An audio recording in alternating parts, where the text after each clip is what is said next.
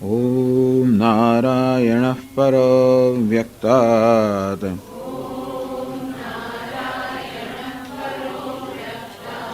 અંડમવ્યક્તસંભવમ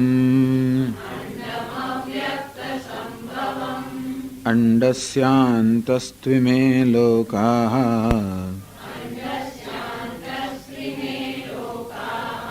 સપ્તદ્વીપા ચ મેદિની.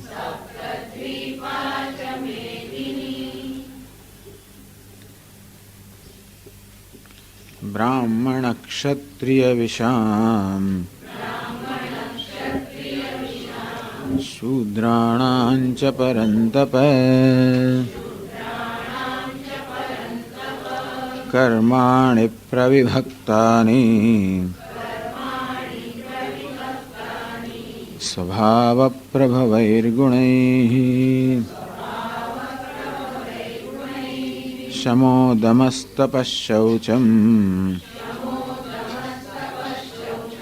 ક્ષાન્તિરાર્જવમેવ ચ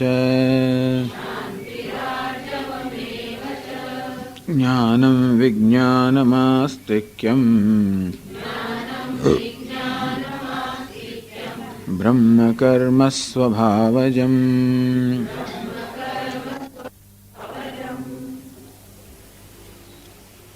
બ્રાહ્મણ ક્ષત્રિય વિષામ શૂદ્રાણાં ચ પરંતપ કર્માણિ પ્રવિભક્તાની.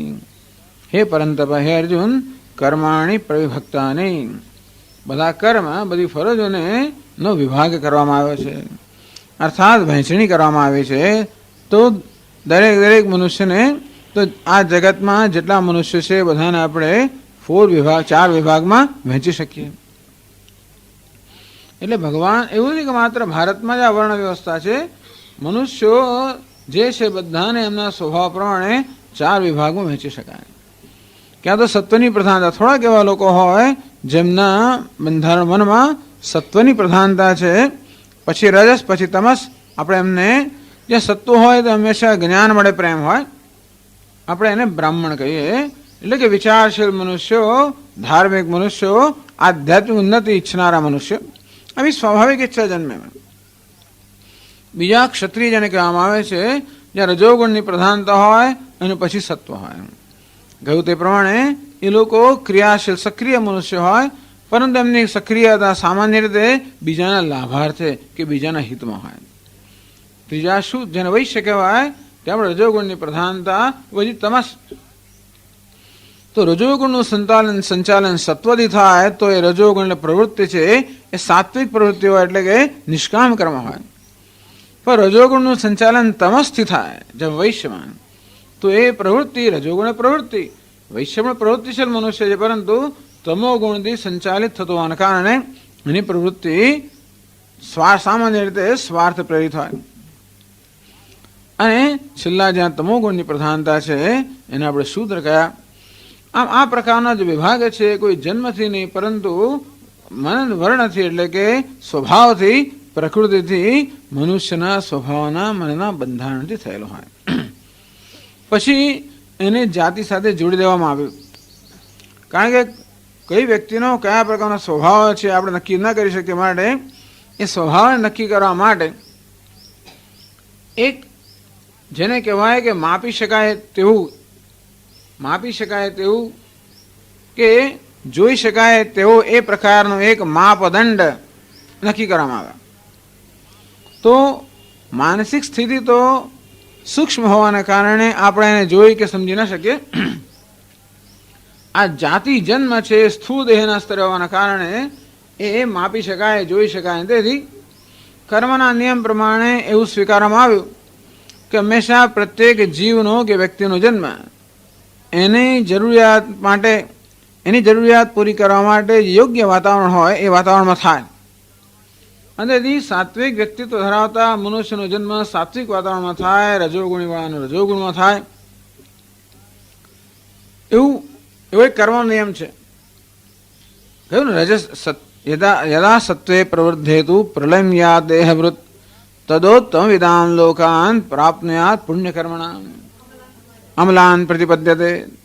તો 14મા અધ્યાયમાં કહેવામાં આવ્યું કે જ્યારે સત્વગુણની પ્રધાનતા હોય એ વખતે વ્યક્તિનો મૃત્યુ થાય ત્યારે એને ઉત્તમ લોકમાં જન્મ મળે અને ઉત્તમ લોકની મધ્યમાં જન્મ મળે. રજસી પ્રલયમ ગત્વા કર્મ સંગીષુ જાય તે રજોગુણની પ્રધાનતા હોય એ મનુષ્યનું મૃત્યુ થાય ત્યારે કર્મ સંગીષુ કર્મમાં આસક્તિ ધરાવનારા પ્રવૃત્તિમાં આસક્તિ ધરાવનારા લોકોમાં જન્મ થાય. તમસી પ્રલયમ ગત્વા મૂળ યોનિષુ જાય તે તમોગુણની પ્રધાનતા હોય તો મૂળ એટલે જડતામાં એનો જન્મ થાય આવું કહેવામાં આવે. એટલે કર્મ એટલે કે કર્મના નિયમ પ્રમાણે વ્યક્તિનો જ્યારે જન્મ થાય એ જન્મ થવાની પાછળ કારણ છે. કોઈ વ્યક્તિ કે કોઈ જીવ અમુક કુટુંબમાં કે અમુક વાતાવરણમાં જન્મે એ અકસ્માત નથી હોતો, પરંતુ એનું કારણ હોય છે. એટલા જ માટે એવી આપણે એવું અનુમાન કરી શકીએ કે બ્રાહ્મણના કુટુંબમાં જેનો જન્મ થયો છે એમાં પણ સ્વભાવમાં બ્રાહ્મણ પણ હશે, અને ક્ષત્રિયના કુટુંબમાં એ વાતાવરણમાં જન્મ થવા માટે એના સ્વભાવમાં ક્ષત્રિય પણ હશે એવું અનુમાન કરી શકાય કર્મના નિયમ પ્રમાણે. એટલા માટે બ્રાહ્મણના કુળમાં જન્મ્યો માટે સ્વભાવથી પણ બ્રાહ્મણ હશે, અને વૈશ્યના કુટુંબમાં જન્મ સ્વભાવથી વૈશ્ય હશે એવું અનુમાન કરી શકીએ. તેથી જે કર્મનો કે ફરજનો વિભાગ ખરેખર તો મનની અવસ્થાને ધ્યાનમાં રાખીને કરવામાં આવવો જોઈએ. એ વિભાગ જન્મની વ્યવસ્થાને ધ્યાનમાં રાખીને કરવામાં આવે. કારણ કે જન્મ એ જે છે એ જોઈ કે માપી શકાય એવી ભૌતિક વસ્તુ છે, જ્યારે મનની અવસ્થા સૂક્ષ્મ હોવાના કારણે માપી ન શકાય. અને આ રીતે વર્ણ વિભાગ જાતિ જન્મથી નક્કી થાય. પણ એવું છે ને કે કર્મનો નિયમ કામ કરતો હશે ખરો, પરંતુ ઘણીવાર આપણને એવું જણાતું હોતું નથી. કર્મનો નિયમ છે મારે હોવા જ જોઈએ, પરંતુ પછી એવું છે ને કે પોતાની જાતિમાં જ પોતાની જાતિ પૂરતી જ હંમેશા પોતાના કર્મને, પછી બધા આ લગ્ન આ બધી વસ્તુઓને પોતાની જાતિ પૂરતી મર્યાદિત રાખવા માટે અને પોતાની જાતિ માટે જે બધા વિધાન કરવામાં આવે છે એ પ્રકારના નીતિ નિયમોનું પાલન કરવામાં બહુ શિસ્તની આત્મસંયમની જરૂર પડે. આમ બ્રાહ્મણે પોતાના ધર્મનું પાલન કરવું જોઈએ, ક્ષત્રિય પોતાના ધર્મનું પાલન કરવું જોઈએ. એ ધર્મના પાલનમાં આત્મસંયમ જોઈએ, શિસ્ત જોઈએ. અર્થાત ભલે હું બ્રાહ્મણ હોઉં તોય પણ મારામાં કંઈક તો બીજા હું હોવાના છે, નહીં તો મારો જન્મ થાય જ નહીં.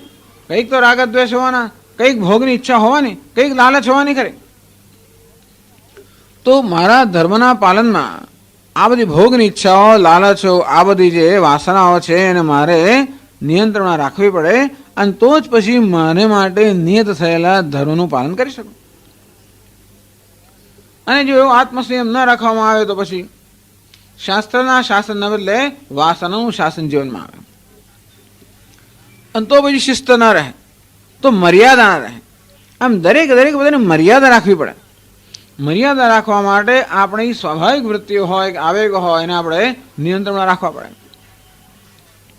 શું ખાવું ને શું ન ખાવું, ક્યાં જવું ને ક્યાં ન જવું, શું બોલવું ને શું ન બોલવું, બધી વસ્તુ આમ દરેકમાં મર્યાદા હોય છે. અને ઘણીવાર આપણે અમુક ખાવાની ઈચ્છા થઈ જાય, ઘણીવાર બોલવાની ઈચ્છા થઈ જાય, ઘણીવાર આમ કરવાની ઈચ્છા થઈ જાય. પણ જો આપણે સભાન હોઈએ ને આપણને ધર્મ માટે એક પ્રકારનો આગ્રહ હોય તો આપણે પહેલાં સ્વાભાવિક આવેગને નિયંત્રણમાં રાખવો જ પડે, તો જ ધર્મનું પાલન કરી શકીએ. આમ ધર્મના પાલનમાં પોતાના સ્વાભાવિક આવેગોને નિયંત્રણમાં રાખવાની જરૂર હોય જ છે. અહીં જ્યારે ન રહે ત્યારે ધીમે પછી એક પ્રકારની શિસ્તનો અભાવ, અને તેથી ધીમે પછી જીવનની અંદર આ નીતિ નિયમો છે ધીમે ક્ષીણ થતા જાય, એમાં બાંધછોડ થતી જાય, એનો ભોગ અપાતો જાય. એમ કરતાં માણસની જે વાસના કે સ્વાભાવિક આવેગો છે એ વધારે નિયંત્રણ કરનાર થાય. આમ સમાજના સભ્યો જ્યારે પોતાના આવેગો તો નિયંત્રિત હોય ત્યારે જે મર્યાદાનું પાલન કરે, મર્યાદાનું પાલન ન થાય. એટલે બ્રાહ્મણ મર્યાદા એ કે ભાઈ એની બ્રાહ્મણે ક્યાં વિવાહ કરવો હોય તો બ્રાહ્મણ સ્ત્રી સાથે કરો એ મર્યાદા. પછી મર્યાદાનું પાલન કરવું હોય તો પછી તમે એ પ્રકારે જાળવી રાખો, અને તો પછી એ પ્રકારની વંશની જે આખી પરંપરા જળવાઈ રહે. પછી આ ભોગની પ્રધાનતા આવી, આવેગાત્મક જીવન જ્યારે આવે તો રાજાને ગમે તે રાણી, શું છે છાણા વીણતી આણી, એવું બધું ગુજરાતમાં કહે છે રાજાને ગમે તે રાણી, છાણા વીણતી આણી. બસ રાજાને ગમે છાણા વીણે છે, લઈ લો બસ. આવું જ્યારે થાય ત્યારે પછી શું થાય? ત્યાં વર્ણશંકર. ટૂંકમાં જ્યારે જ્યારે પછી આપણે આવેગાત્મક જીવન જીવવામાં આવે ત્યારે આ વર્ણની શુદ્ધિ રહે નહીં. એટલે પછી કહી જ ના શકાય કે કોણ કયા વર્ણ, જે જન્મ્યો ગમે તે જગ્યાએ હોય, પરંતુ જ્યાં ધર્મનું પાલન નથી આવતું ત્યાં પછી આ વર્ણની શુદ્ધિ પણ ના રહે. એમ જ્યારે થતું હતું ત્યારે એક સમય એવો આવ્યો જ્યારે આપણે જન્મથી કોઈની જાતિ નક્કી કરી શકીએ એ અઘરું થઈ ગયું. અને છતાંય સમાજ આગળ રાખે કે તો અહીં જન્મ્યા માટે આ જ કરવાનું, પેલું નહીં. એને કારણે ઘણું બધું લોકો પર જુલમ થાય. પછી તું તો વૈશ્ય છે માટે તારે આ તો ના જ થાય, શુદ્ર એટલે પેલું તો ના જ થાય, ક્ષત્રિય એટલે આ તો ના જ થાય, બ્રાહ્મણ એટલે પેલું ના જ થાય. આમ આ બધાનો ઉપયોગ છેવટે ના થાય એમ લોકોનું નિયંત્રણ કરવામાં છે. જે વસ્તુ લોકોને માર્ગદર્શન આપવા માટે, લોકોના વિકાસ માટે જે વ્યવસ્થા રચવામાં આવી હતી, એ જ વ્યવસ્થાને નિમિત્ત બનાવીને લોકોનું નિયંત્રણ થવા માંડ્યું, ઘણું દમન થવા માંડ્યું, ઘણો જુલમ થવા માંડ્યો. એને કારણે ઘણા પછી એ ઘણા બળવા પોકારે, જાત જાતની પછી અનીતિનું આચરણ થાય, ચોરી છુપીથી. તો બહારથી એને રજા ના આપો, માણસની જે સાદી ઈચ્છાઓને પૂરી ના કરવા દો, શું કરે? કોઈને કોઈ માર્ગ અપનાવે જ માણસ. એમ કરતાં કરતાં સમાજમાં કોઈ જાતની, એટલે આ અધર્મ જ્યારે આવી રીતે અધર્મની વૃદ્ધિ, અધર્મ પ્રબળ બને ત્યાર પછી આ વર્ણ વ્યવસ્થા ચાલી ના શકે. પરંતુ છેવટે આ વર્ણ વ્યવસ્થાનો ઉપયોગ લોકોનું નિયંત્રણ માટે અને સત્તા ટકાવી રાખવા માટે અને જે નબળા લોકો છે એના શોષણ માટે થયો. અને એટલે અત્યારે હિન્દુસ્તાનની પરિસ્થિતિ જે છે એમાં વર્ણ વ્યવસ્થા તો નહીં, પરંતુ વર્ણ વ્યવસ્થાનો જે રીતે દુરુપયોગ કરવામાં આવ્યો એ દુરુપયોગ, વર્ણ વ્યવસ્થા તો બહુ સુંદર સિદ્ધાંત છે.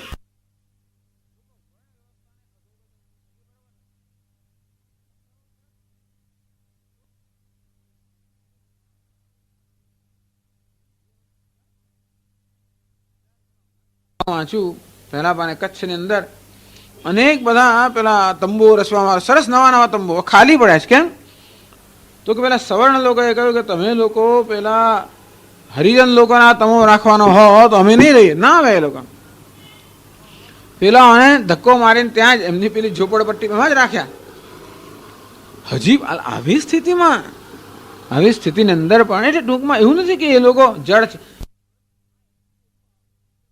અંદર, કે બહાર નીકળવું અઘરું છે. એમાં કોઈને આપણે દોષ નથી આપતા. હું તો એટલે જ આ દ્રષ્ટાંતનો હેતુ એ છે કે આ વસ્તુ આપણી માણસમાં કેવી અંદર ઘૂસી ગઈ છે, એને કારણે કેવી આપણામાં આપોઆપ જ આમ નાકનું ટેરવું ચડી જ જાય.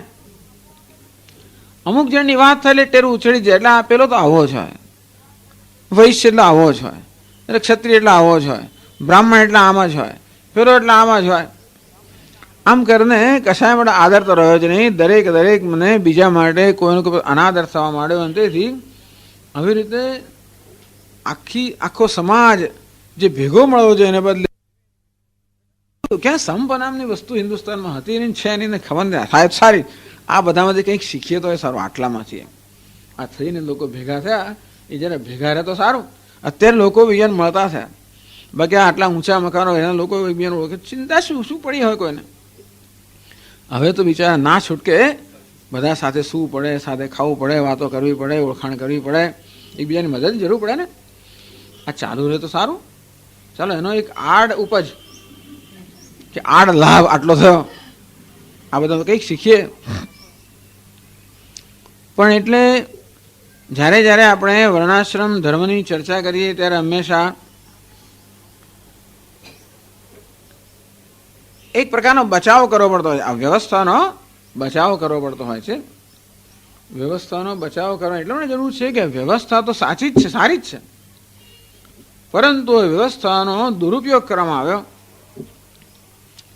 વેસ્ટેડ ઇન્ટરેસ્ટ, એનું પણ એક સરસ ગુજરાતી છે, આ છાપામાં આવતું હોય છે. વેસ્ટેડ ઇન્ટરેસ્ટ એટલે સ્થાપિત હક્કો, સ્થાપિત હિત.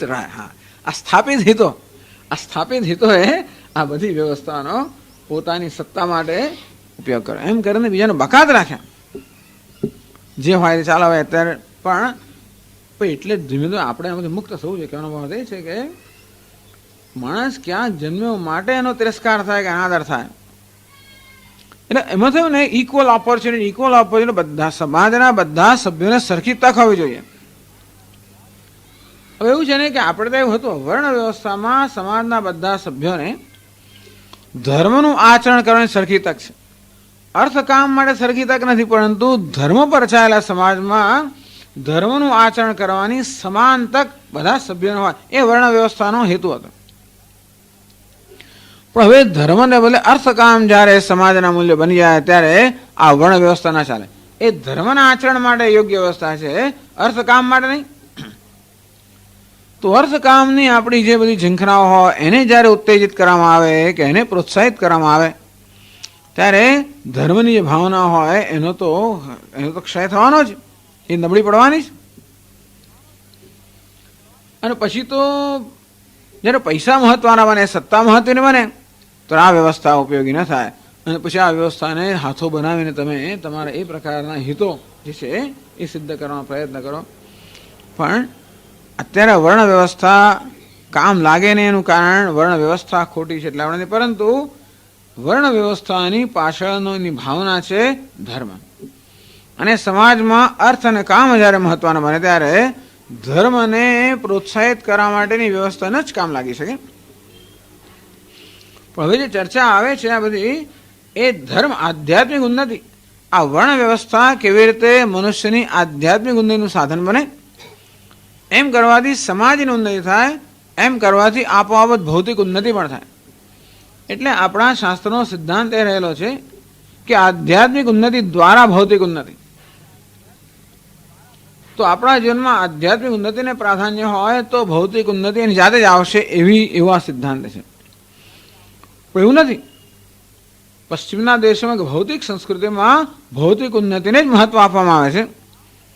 તો જ્યાં ભૌતિક ઉન્નતિને મહત્વ આપવામાં આવે ત્યાં આધ્યાત્મિક ઉન્નતિનો ભોગ અપાય, જ્યાં આધ્યાત્મિક ઉન્નતિને મહત્વ આપવામાં આવે ત્યાં ભૌતિક ઉન્નતિનો ભોગ આપવાની તૈયારી હોવી જોઈએ. બધા એવું કરે તો બધાને ભૌતિક ઉન્નતિ પણ મળે. 2-4 જણ કરે બાકી ના કરતા આ લોકો સહન કરવું પડે. એટલે આજે વર્ણ વ્યવસ્થાની ચર્ચા છે એ જીવનમાં આધ્યાત્મિક ઉન્નતિને ધ્યાનમાં રાખીને કરવામાં આવે છે. આગળ કરશે જ ભગવાન. સમોદમસ્તપશૌચમ ક્ષાંતિરાર્જમેવ ચ જ્ઞાન વિજ્ઞાનમાસ્તિક્યમ બ્રહ્મ કર્મ સ્વભાવજમ. ચર્ચા કરી ગયા વખતે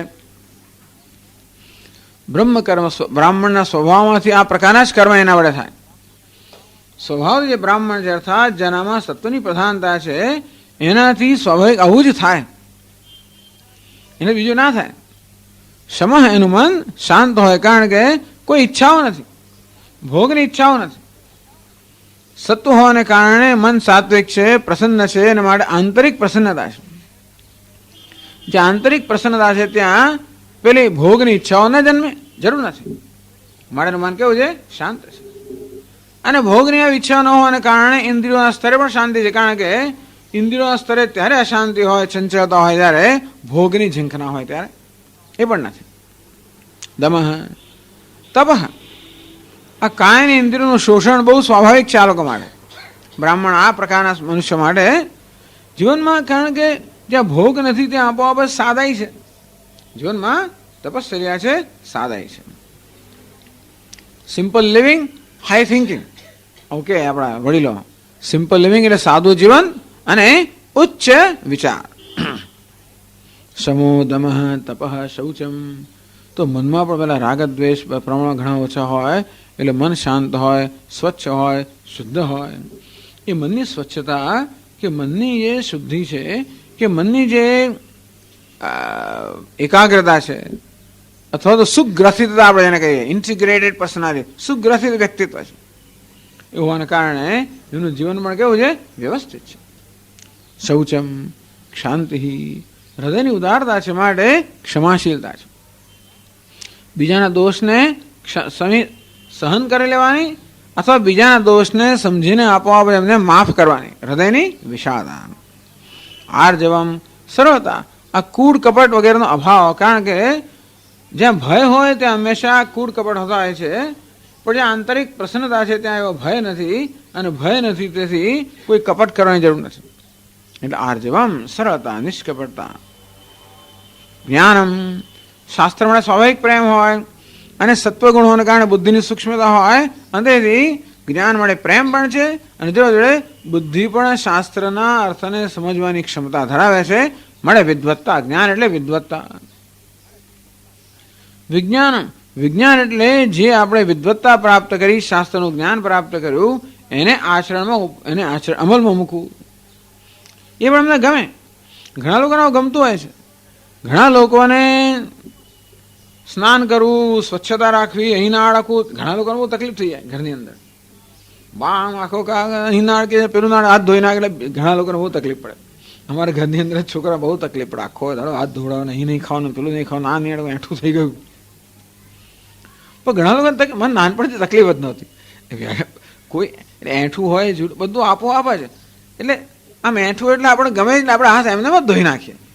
એમે કોઈ વસ્તુ અહીંને બદલે ત્યાં ના ખાઈએ, એમે આપણે ન અડકીએ. એટલે બા સાથે જો કોઈ ક્યારે આપણે ફાવે, આવું જ્યારે તમે કરતા હો ત્યારે બધાને તકલીફ પડે. બધામાં કોઈ તકલીફ ના પડે, પણ સ્વભાવ જેવો હોય તેથી એટલા માટે આ બધી વસ્તુને અમલમાં મૂકવામાં પણ મુશ્કેલી નથી હોતી. જ્યારે અમુક વસ્તુમાં મુશ્કેલી હોય, પણ કહેવાનો ભાવ છે કે જે શાસ્ત્રમાં કહ્યું હોય એ આપણા હિત માટે જ હોય છે ખરેખર. પણ એ ક્યારે હોય? આપણી એ પ્રકારની મનસ્થિતિ હોય ત્યારે.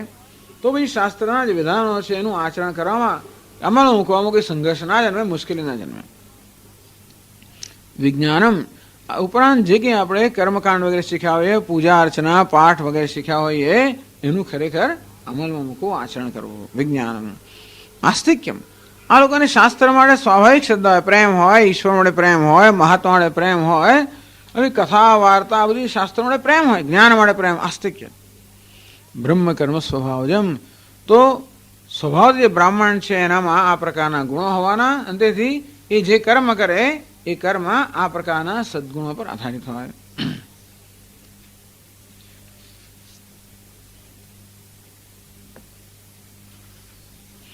હવે 43મા શ્લોકમાં કહે છે, 435મા પાના પર છેલ્લો શ્લોક. તો ક્ષાત્રમ કર્મ સ્વભાવ ક્ષત્રિયનો છે, અર્થાત રજોગુણની પ્રધાનતા છે, સક્રિયતા છે, પરંતુ રજોગુણ પછી સત્વગુણ છે.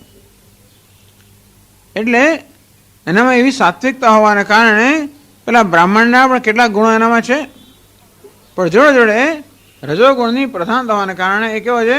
સક્રિય છે, પ્રવૃત્તિશીલ છે. રજોગુણની અમુક પ્રકારની જે સૂઝ સમજ એનામાં છે, વ્યવહારની પણ સૂઝ સમજવાળા માણસ છે, અને જોડે જોડે શાસ્ત્રની પણ સૂઝ સમજવાળો છે. બ્રાહ્મણ જેટલી કદાચ ના હોય, પણ એનામાં સત્વ હોવાને કારણે શાસ્ત્રની ધર્મની ખૂબ સૂઝ છે. આ રજોગુણ હોવાને કારણે એ ધર્મનું આચરણ કરવાની અને આચરણ કરાવવાની પણ ક્ષમતા એનામાં છે. એટલે શૌર્ય, તેજ, ધૃતિ, દક્ષતા, યુદ્ધમાં અપલાયન, દાન, ઈશ્વર ભાવ, આ બધું ક્ષત્રિય માટે સ્વાભાવિક છે, અર્થાત એના માટે આ સરળ છે, કોઈ પ્રયત્ન વગર છે. સ્વભાવ એટલે પ્રયત્ન વગર એ બધાનું આનું આચરણ કરી શકે. તો જો ભાષ્યમાં સમજાવે છે, શૌર્યમ શૂરસ્ય ભાવઃ તેજઃ પ્રાગલ્ભ્યમ ધૃતિઃ ધારણમ સર્વાવસ્થાસુ અનવસાદો ભવતિ યથા ધૃત્યા ઉત્તંભિતસ્ય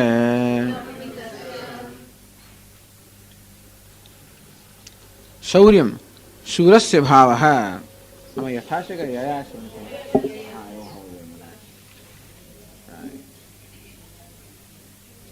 યયા થવું જોઈએ, અહીંયા યથા છે.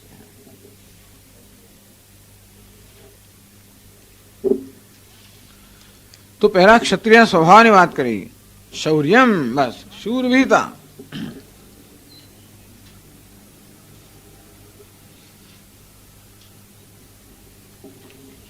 શૂરસ્ય ભાવઃ શૌર્યમ, શૂરતાનો ભાવ, વિક્રમઃ બલવત્તરાનપી પ્રહર્તુમ પ્રવૃત્તિ. શૂરવીરતા કોને કહેવાય? પોતાનાથી વધારે બળવાન હોય એને પણ એને પણ મહાત કરવાની પ્રવૃત્તિ નામ શૌર્ય. એટલે ગમે તેવા સામે આવ્યા હોય તો પણ પેલા લોકો નીકળી જ પડે તલવાર લઈને, કેસરિયા કરીને, ગમે તે હોય, ભલે ગમે તે લોકોનું સૈન્ય હોય તોય પણ જરાય ડર્યા વગર જ નીકળી પડે. એટલે કહે છે બલવત્તરાન અભિ પ્રહર્તુમ પ્રવૃત્તિ, પોતાનાથી વધારે બળવાનો હોય તો પણ એના પર પ્રહાર કરવા માટે ની પ્રવૃત્તિ, એનું નામ છે શૌર્ય. આવું ક્ષત્રિયમાં હોય. શૌર્યમ તેજ તેજ પ્રાગલ્ભ્યમ, એટલે શું? પરૈહિ અધર્ષણીયત્વમ, એનામાં તેજસ્વીતા હોય એટલે બીજાથી પરાભૂત ન થાય. પોતાનાથી વધારે બળવાનો હોય તો પણ પ્રહાર કરવા માટે તૈયાર થાય. એટલું જ નહીં, પરંતુ બીજાથી એ દબાઈ પણ ન જાય. એનું નામ છે તેજસ્વીતા. ધૃતિ, ધૈર્ય હોય. કારણ કે આવા પરાક્રમવાળા કાર્યો કરવાના હોય એટલે ઘણીવાર તમે થાકી જાઓ, હારી જવાની તૈયારી હોય કે ધૃતિ ધારણમ સર્વ અવસ્થાસુ અનવસાદો યા ભવતી યા ધૃત્યા ભવતી યા ધૃત્યા ઉત્તમભિતસ્ય. તો મહત્યા વિપદી, મહાન વિપત્તિ આવે પડે તો પણ દેહેન્દ્રિયોત્તંભની ચિત્તવૃત્તિ ધૃતિ, ગમે તે વિપત્તિ આવે તો પણ હારી ના જાય, છોડી ના દે, પરંતુ પોતાની ઇન્દ્રિયોને, પોતાના મનને, પોતાના શરીરને બરોબર પાછું નિયંત્રણમાં રાખે અને એને પ્રોત્સાહિત કરે. દેહેન્દ્રિય સંઘાત અનવસાદ, તો દેહ છે, ઇન્દ્રિયો છે, આ બધા આપણે સંઘાત છે, સંઘાત તો થાકી ના જાય, છોડી ન દે, નાસીપાસ ન થઈ જાય. આમ એને કહેવામાં આવ્યું ધૈર્ય, કે નાસીપાસતા ના આવે અને જોડે જોડે પડતું ના મૂકે, ડ્રોપ ના લઈ લે, છોડી ના દે. બહુ અઘરું, ચાલો જવા દો, ઉપર ચડે અડધે આવે, આપણે નહીં ચડ્યા, ચાલો જતા રહીએ, આપણે થાકી જઈએ આવીએ એટલે તરત આપણે બહુ પેલું ધ્યેય મહત્વનું ના રહે. હમણાં મહત્વની કઈ વસ્તુ એના પર આધાર રાખે છે. ધ્યેય મહત્વનું છે કે શરીરની સુખાકારી મહત્વની છે. મોટાભાગના લોકોને બી ચાલોના દર્શન ના કરતા શું થઈ ગયું, છોડો ઉપર જવાની જરૂર નથી એમ કહીને પાછા આવતા રહે. પેલા કે નહીં, ભગવાનના દર્શન તો કરવાના જ, ગમે તે થાય. અને લોકો ગમે તે કરીને જાય. હિમાલયમાં જઈએ ત્યારે આપણે પાછા આવતા રહીએ ને પેલી નાની પેલી ડોશીઓને બધા હોય ને એ લોકો તો નક્કી કર્યું છે જવાનું, ગમે તે જાય. ધૈર્ય એક રીતે એવો ઉત્સાહ પોતાનો જાગૃત કરે, એ પ્રકારને એક આંતરિક બળ હોય કે ગમે તેવો શરીરને, ઇન્દ્રિયોને થાક લાગ્યો હોય, મનને પણ થાક લાગ્યો હોય તો પણ વળી પાછા પ્રોત્સાહિત કરે, વળી પાછા આગળ ચાલે. આ પ્રકારની વૃત્તિને ધૈર્ય કહેવામાં આવે છે. એટલે ક્ષત્રિય જે પ્રકારનું કાર્ય કરવાનું હોય, મુખ્યત્વે યુદ્ધ, સંઘર્ષ, દુશ્મનોનો સામનો કરવાનો હોય, દુશ્મનો પર વિજય પ્રાપ્ત કરવાનો હોય, અને ઘણીવાર વધારે બળવાન દુશ્મન હોય અથવા તો પોતે વધારેથી ઘેરાઈ ગયો હોય, આ બધામાં ઘણીવાર માણસ થાકી જાય, હારી જાય તો નાસીપાસ ન થાય અને પોતાનો પ્રયત્ન ચાલુ રાખે. ધૃતિ. બાકી આરંભ શુરાહ, આરંભમાં આપણે શુરા હોઈએ પછી જોયું કે આ તો થાય એવું નથી લાગતો ભાઈ, હા છોડો ત્યારે. કેટલી આવી અધીર વસ્તુ ક્ષત્રિય માણસ ના છોડે. શરૂ કર્યું ગમે તે એ ના છોડે, પૂરું કરે, ગમે તે પ્રયત્ન કરવાનો હોય તો.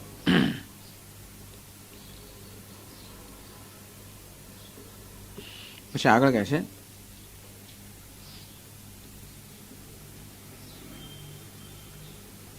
દાક્ષ્યમ દક્ષસ્ય ભાવઃ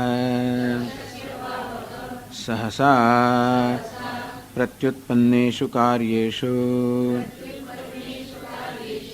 અવ્યામોહેન પ્રવૃત્તિઃ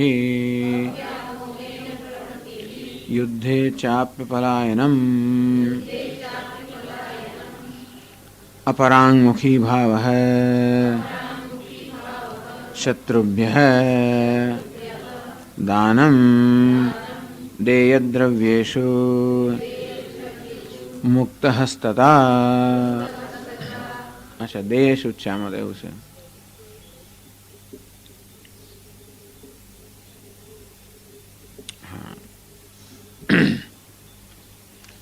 તો દાક્ષ્યમ, દક્ષતા પર દક્ષતા, દાક્ષ્યમ એટલે દક્ષતા, દક્ષનો દક્ષસ્ય ભાવ, દક્ષતા એટલે કુશળતા, કે જે સહસા પ્રત્યુત્પન્નેષુ કાર્યેષુ, એકદમ જ આપણી સામે પરિસ્થિતિ ઉત્પન્ન થઈ ઊભી થઈ જાય આમ પહેલેથી નક્કી હોય અને આપણે પહેલેથી યોજના કરી હોય તો દરેક પરિસ્થિતિ શું કરવું આપણે ખબર છે કે ભાઈ આપણે ક્લાસ લેવા જવાનું છે ને આ શ્લોકો કરવાના છે ને આ ભાષ્ય કરવાનું છે ને ખબર છે આપણને, અને એ રીતે તમે કાર્યમાં કુશળતા બતાવો જુદી વાત છે, સારું છે.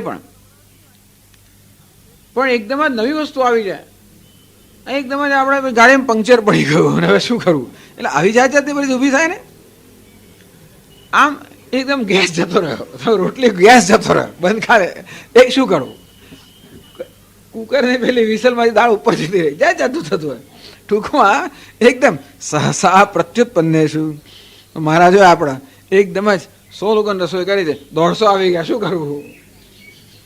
એટલે એકદમ આવી પરિસ્થિતિ ઉત્પન્ન થઈ જાય. અને ક્ષત્રિયો તો થાય જ, યુદ્ધમાં તો કંઈ કહેવાય જ નહીં ને, શત્રુઓ કઈ રીતનું કરે કે કહેવાય જ નહીં. એ તમારે કઈ વખતે કઈ પરિસ્થિતિનો સામનો કરવો પડે કહેવાય જ. એકદમ પેલી બાજુ નીકળો પેલો, પેલી આમથી નીકળો અને તો તમે શું કરો, તો સહસા પ્રત્યુત્પન્નેષુ કાર્યેષુ, રાજકાર્યમાં પણ એવું હોય. રાજકાર્યની અંદર પણ નવી નવી વસ્તુ આવ્યા જ કરે. અણધારી પરિસ્થિતિ ઊભી થઈ હોય, જેને માટે આપણે યોજના ન કરી હોય, ત્યારે પણ અવ્યામોહેન પ્રવૃત્તિ, કોઈ તો ગભરાયા વગર, ગૂંચવાયા વગર, અર્થાત જે પરિસ્થિતિ આવે એને એકદમ ત્વરિત રીતે એનું મૂલ્યાંકન કરી નાખે, એને માટેનું બરોબર એને સમજે, એનું અવલોકન કરે, મૂલ્યાંકન કરે અને કયો નિર્ણય લેવો એ પણ તાત્કાલિક નક્કી કરી શકે એકદમ ઝડપથી. તો એનું નામ છે દક્ષતા. એટલે માત્ર કાર્ય કરવાની કુશળતા ઉપરાંત અણધારી પરિસ્થિતિ આવે ત્યારે પણ જરાય ગૂંચવાયા વગર કે ગભરાયા વગર એ પરિસ્થિતિને યોગ્ય પ્રતિભાવ દર્શાવવો, આનું નામ છે દાક્ષ્ય અથવા દક્ષતા. યુદ્ધે ચ અપી અપલાયનમ, અને વળી યુદ્ધમાં પણ પલાયન ન થવું, એટલે અપરાંગમુખી ભાવ શત્રુભ્ય, ક્યારે શત્રુને પીઠ ન દેખાડવી. બસ શત્રુને પીઠ ના દેખાડવી. આવું ક્યારે બને? આ બધું ત્યારે શક્ય બને જ્યારે પોતાના વ્યક્તિત્વ કરતા ધર્મ મહત્વનો હોય ત્યારે જ. જ્યારે આપણી જાત મહત્વની હોય ત્યારે બીજી વસ્તુનો હંમેશા ભોગ અપાય. જીવન બીજું કઈ મહત્વનું હોય ત્યારે આપણે જાતનો ભોગ આપી શકીએ. લોકો આ સ્વાતંત્ર્ય ચળવળની અંદર જ્યારે સત્યાગ્રહ કરતા હોય, જાણે છે કે જો પેલા લાઠી લઈને ઊભા છે, મારે છે, તોય પણ એક હરોળવાળા ગયા, લાઠીઓ મારી પડ્યા, બીજી હરોળવાળા જાય, લાઠી ખાધી પડ્યા. આવું જોઈએ છે આપણે જૂનામાં. આવું ક્યારે શક્ય બને? જ્યારે સ્વાતંત્ર્ય પોતાની જાત કરતાં પણ સ્વાતંત્ર્ય મહત્વનું છે, કે જે કંઈ આપણે જીવનમાં જે કાર્ય સ્વીકારેલું છે કે જીવનનું ધ્યેય, તો પોતાના કરતાં ધ્યેય મહત્વનું હોય તો જ ધ્યેય માટે પોતાની જાતનો ભોગ અપાય. બાકી દુનિયામાં પોતાની જાત જ સૌથી મહત્વની હોય તો બધી વસ્તુનો ભોગ અપાય. એવું તો ખરું જ છે, બટ તો એવું આવવાનું જ કે આપણે દરેકને મર્યાદા હોય છે ક્યાં સુધી આપણી જાતનો ભોગ આપીએ. પણ ક્ષત્રિય કોને કહેવાય? પ્રાણનો પણ ભોગ આપી શકે પોતાના ધ્યેય માટે. બસ મારા ધર્મની રક્ષા, રાષ્ટ્રની રક્ષા, આની રક્ષા, આ પ્રકારે જે હોય એ પાછું દ્વેષને કારણે નહીં, પરંતુ જેમ પાંડવો ધર્મયુદ્ધ, આ ધર્મની રક્ષાને કારણે પણ જાન આપવા તૈયાર છે. ક્ષત્રિયોના ધર્મ છે. અને તેથી તે રીતે શત્રુને પીઠ દેખાડવી એમાં તો ક્ષત્રિય ધર્મ લાજે, તો ક્ષત્રિય ધર્મને ન લજાવવા દેવો. ટૂંકમાં મારી જાત કરતાં ક્ષત્રિય ધર્મ વધારે મહત્વનો છે. એ જમાનામાં તો માણસો પાછળ પીઠમાં જો ઘા લઈને આવે તો ઉપરથી મારી નાખે લોકોને. જેને પીઠમાં ઘા પડ્યો હોય એનો અર્થ એ કે માણસ ભાગી ભાગ્યો એટલે એણે પોતાના ધર્મ લચાવ્યો. તો જાય ને તો લોકોને પૂરો કરી નાખે. ટૂંકમાં જેવી રીતે ઘણી વાર નાના ત્યારે બહાર પોળો માર ખાઈને આવે તો ઉપરથી માર ખાવો પડે ઘરની અંદર, કેમ માર ખાઈને આવે એના જેવું છે. તો એટલે અપરાંગમુખી ભાવ શત્રુભ્ય, કોઈ રીતે શત્રુઓને પીઠ ન દેખાડવી. વિચાર કરો એમને માટે આ ધર્મની, એટલે તમે રામચરિત માનસ વગેરે વાંચો ત્યારે ખબર પડે કે આ ક્ષત્રિયો જે છે, ક્ષત્રિય રાજાઓ વગેરેને એમને પોતાની કીર્તિ કેટલી મહત્વની છે. આ કીર્તિ માટે પ્રાણ પણ આપી દે. રઘુકુલ રીતિ સદા ચલી જાય, પ્રાણ જાય અરુ વચન ન જાય. બસ વચન આપ્યું, પ્રાણ જાય તો વાંધો નહીં. ક્ષત્રિય ધર્મ છે કે વચન આપ્યું એનું પાલન થવું જ જોઈએ. બસ અંતેથી જે ધ્યેય હોય ધ્યેય માટે પોતાની જાતની પણ ભોગ આપવાની તૈયારી. એટલે બધાને આ ક્ષત્રિય ધર્મ એટલે આવું છે, ધ્યેય માટે જીવનનો કંઈક ધ્યેય હોવો જોઈએ. અને ધ્યેય પોતાની જાત કરતાં પણ મહત્વનું છે.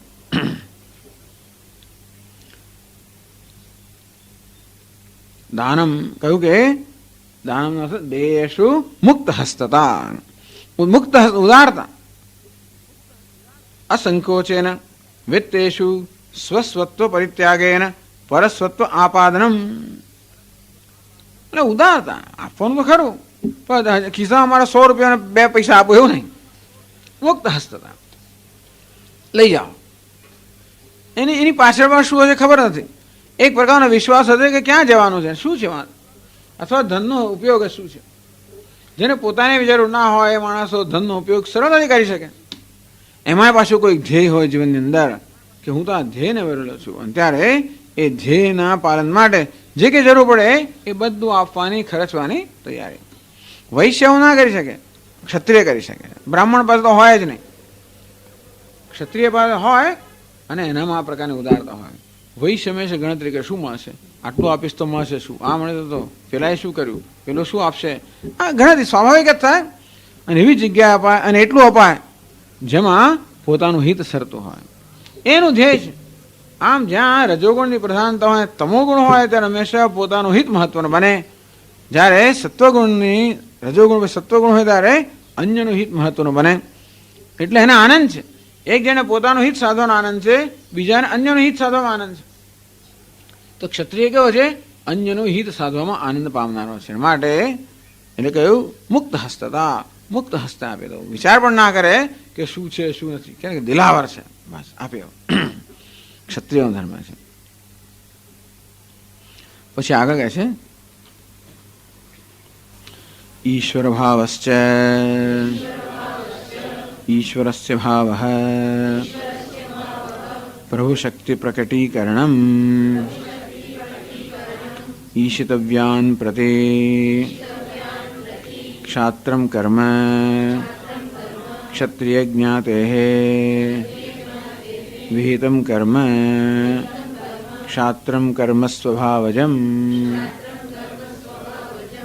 ક્ષત્ર કર્મ સ્વભાવજમ, ક્ષાત્ર કર્મ સ્વભાવજમ. બરાબર. ઈશ્વર ભાવશ્ચ, ઈશ્વર ભાવ પ્રભુ શક્તિ પ્રકટીકરણમ. તો બીજા પર પ્રભાવ પાડવાની એમના વ્યક્તિત્વ જેવું કે હંમેશા બીજા પર પ્રભાવ પાડે. અંતેથી બીજાને પ્રભાવિત કરવા, બીજાનું નિયંત્રણ કરવું, પોતાનો પ્રભાવ બીજા પર પાડવો આ પણ જરૂરી છે. તો જ તમે કામ લઈ શકો.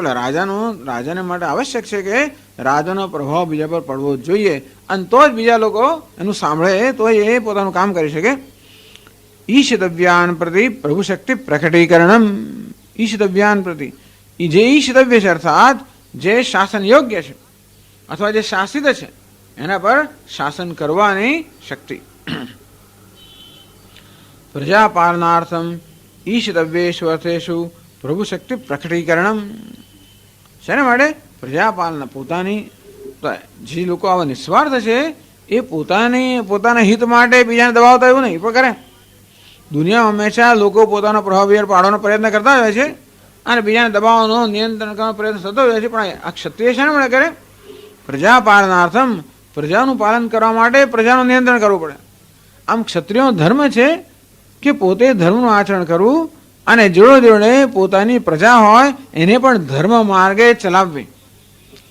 અને જ્યારે પ્રજા કે પ્રજાના કોઈ સભ્યો અધર્મના માર્ગે જતા હોય કે ધર્મનું અતિક્રમણ કરતા હોય ત્યારે એમનું નિયંત્રણ કરીને એમને ધર્મ માર્ગ પર સ્થાપિત કરવા એ પણ ધર્મ છે.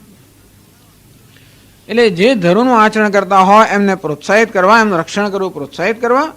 અને જે લોકો ધર્મનો ભોગ આપતા હોય કે આપવા પ્રવૃત્ત થયા હોય એ લોકોને નિયંત્રિત કરીને ધર્મના માર્ગે ચલાવવા. એના માટે શક્તિ જો પેલા તો માને નહીં તમારું, અને તો પ્રભુ શક્તિ પ્રકટીકરણમ તો કે નહીં. એટલે એ પ્રકારે પોતાની શક્તિ, પોતાની સત્તા જે છે એ સત્તાને પણ ચલાવવાની શક્તિ જણાવે. ક્ષાત્રમ કર્મ સ્વભાવજમ. તો ક્ષત્રિયનો સ્વભાવ ધરાવનાર માટે આ વસ્તુ સ્વભાવજમ, સ્વાભાવિક છે, પ્રયત્ન વગરની છે.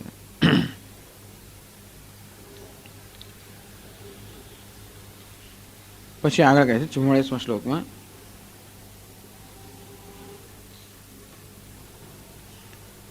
કૃષિ ગૌરક્ષ્ય વાણિજ્યમ વૈશ્યકર્મ સ્વભાવજમ પરિચર્યાત્મકં કર્મ શૂદ્રસ્યાપિ સ્વભાવજમ.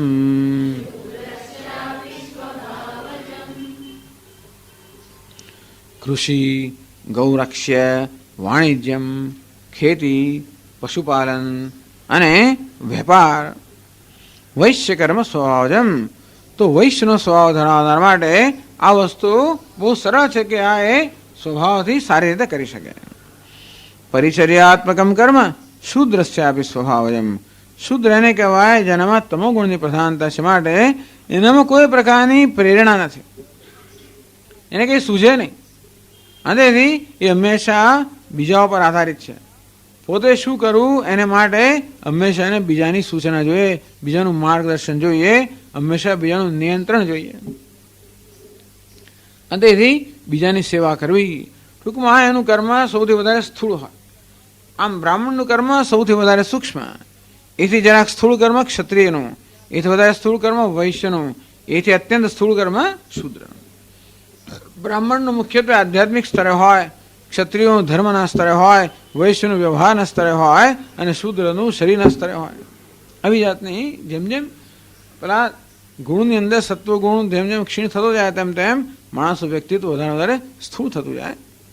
શુદ્રસ્ય આપી એટલે એને સેવા કરવાનું એના માટે સરળ છે, એનામાં કોઈ સંઘર્ષ નથી. કે છે ભાષ્યમાં કૃષિ ગૌરક્ષ્ય વાણિજ્યમ કૃષિશ્ચ ગૌરક્ષ્યમ ચ વાણિજ્યં ચ કૃષિ ગૌરક્ષ્ય વાણિજ્યમ કૃષિ ભૂમેર્વિલેખનમ ગાહ રક્ષતે इति गोरक्षः तद्भावः गौरक्ष्यं पाशुपाल्यं वाणिज्यं वणिक्कर्म क्रयविक्रयादिलक्षणं वैश्यकर्म वैश्यजातेः कर्म वैश्यकर्म स्वभावजम्.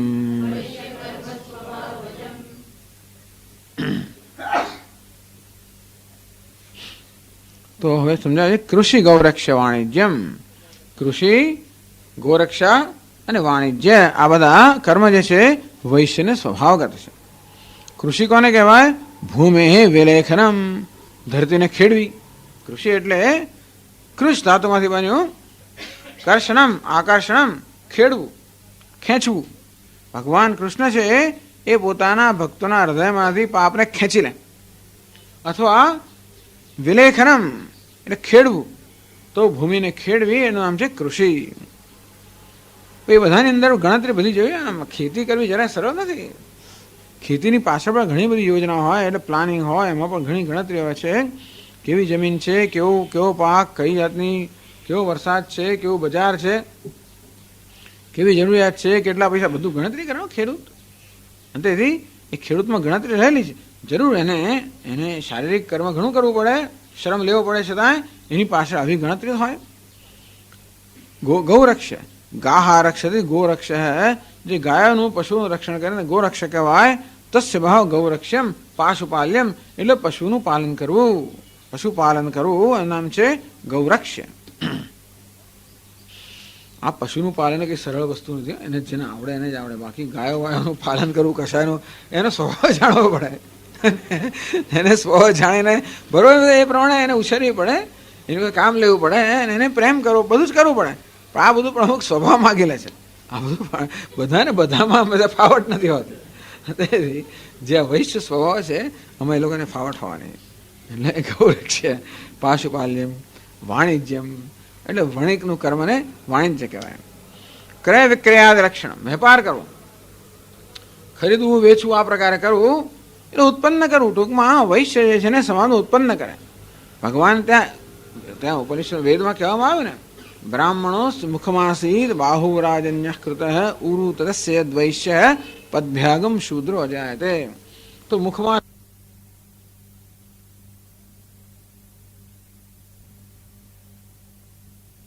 તો જ્ઞાન પ્રાપ્ત, બધી જ્ઞાનેન્દ્રિયો મસ્તક પર જ રહેલી છે. જ્ઞાન પ્રાપ્ત કરવું, ચિંતન કરવું, જાણવું, સમજવું અને આ સમગ્ર ઉપાધિને માર્ગદર્શન આપવું એ કામ મસ્તક કરે છે. બ્રાહ્મણસ્ય મુખમાસીત, તો ભગવાનનું મુખ બ્રાહ્મણ છે, અર્થાત મસ્તકમાંથી બ્રાહ્મણ જન્મ થયો. બાહુ રાજન્ય કૃત, બાહુનો ધર્મ છે શરીરનું રક્ષણ કરવું, તો રાજ ક્ષત્રિયનો ધર્મ છે સમાજનું બધાનું રક્ષણ કરવું. ઉરુ તદસ્ય યદ્વૈશ્ય, વૈશ્ય ઉરુમાંથી સાથળમાંથી જન્મ્યો કે પછી પેટમાંથી જન્મ્યો કે ઉદરમાંથી જન્મ્યો. ઉદરનું કાર્ય છે બધું જે ભોજન છે એને પ્રાપ્ત કરવું, મેળવવું, એને પછી બરોબર પ્રોસેસ કરવું, પચાવવું અને બધાને વહેંચવું. સરસ કામ છે. ત્યાં વૈશ્ય પણ શું કરે, જ્યારે વેપાર કરતો હોય ત્યારે બીજેથી માલ લે અને પછી જે જરૂરિયાતવાળાને પહોંચાડે. આપણી સેવા છે, સેવા છે કે ક્યાંક ખેતી થતી હોય, ક્યાંક આ પાકતું હોય, ક્યાં પેલું બનતું હોય ત્યાંથી લઈ આવે. આ સમાજના સભ્યોના જરૂર છે, એ જરૂરિયાતને જુએ એ પ્રમાણે ક્યાંય ક્યાંયથી બધો એ માલ લઈ આવે, વળી પાછો એ માલને સંગ્રહે અને જ્યારે જરૂર હોય અને જેમ જરૂર પડે તેમ એ લોકોને વહેંચે. આમ સેવા છે. ઉત્પાદન કરવું, ખેતી વડે ખેતીવાડી દ્વારા ઉત્પાદન કરવું અને પછી એને વહેંચવું. વેપાર કરવો એટલે બીજેથી માલ લાવવો જરૂરિયાત પ્રમાણે અને બધાને વહેંચવો. પશુપાલન પણ એવું છે ને, સમાજને પશુની જરૂર છે. બ્રાહ્મણ અને પશુ જોઈએ, યજ્ઞ આગળ કરવણે ગાય વગેરે જોઈએ, તો એનું પાલન કોણ કરે? વૈશ્ય કરે. તો ગાય હોય તો યજ્ઞ શક્ય બને. ગાયમાં બળદ પણ આવી જાય તો ખેતી પણ એની થાય, ધાન્ય પણ એનાથી પાકે અને આ બધો ગોરસ પંચગવ્ય દૂધ છે, દહીં છે, ઘી છે, આ બધું જે છે બધું યજ્ઞ માટે જોઈએ. તેથી એટલે બ્રાહ્મણને યજ્ઞ કરવો હોય પણ એ યજ્ઞની જરૂરિયાતો કોણ પૂરી કરે? વૈશ્ય.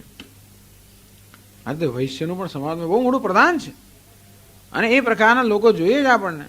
હિસાબ કિતાબ રાખનારા બધું કરનારા જોઈએ, વેચનારા લેનારા બધું કર્મ કરનારા જોઈએ જ. એમ તો ઉત્પાદન કરવું, આપણા શરીરમાં હોજરી જેવી રીતે ખોરાકને મેળવે, એને પચાવે અને આખા શરીરમાં એ બરોબર જરૂરિયાત પ્રમાણેની વહેંચણી કરે, તેવી રીતે સમાજમાં ઉત્પન્ન કરે અને જોડે જોડે વહેંચણી કરવાનું કામ છે વૈશ્ય.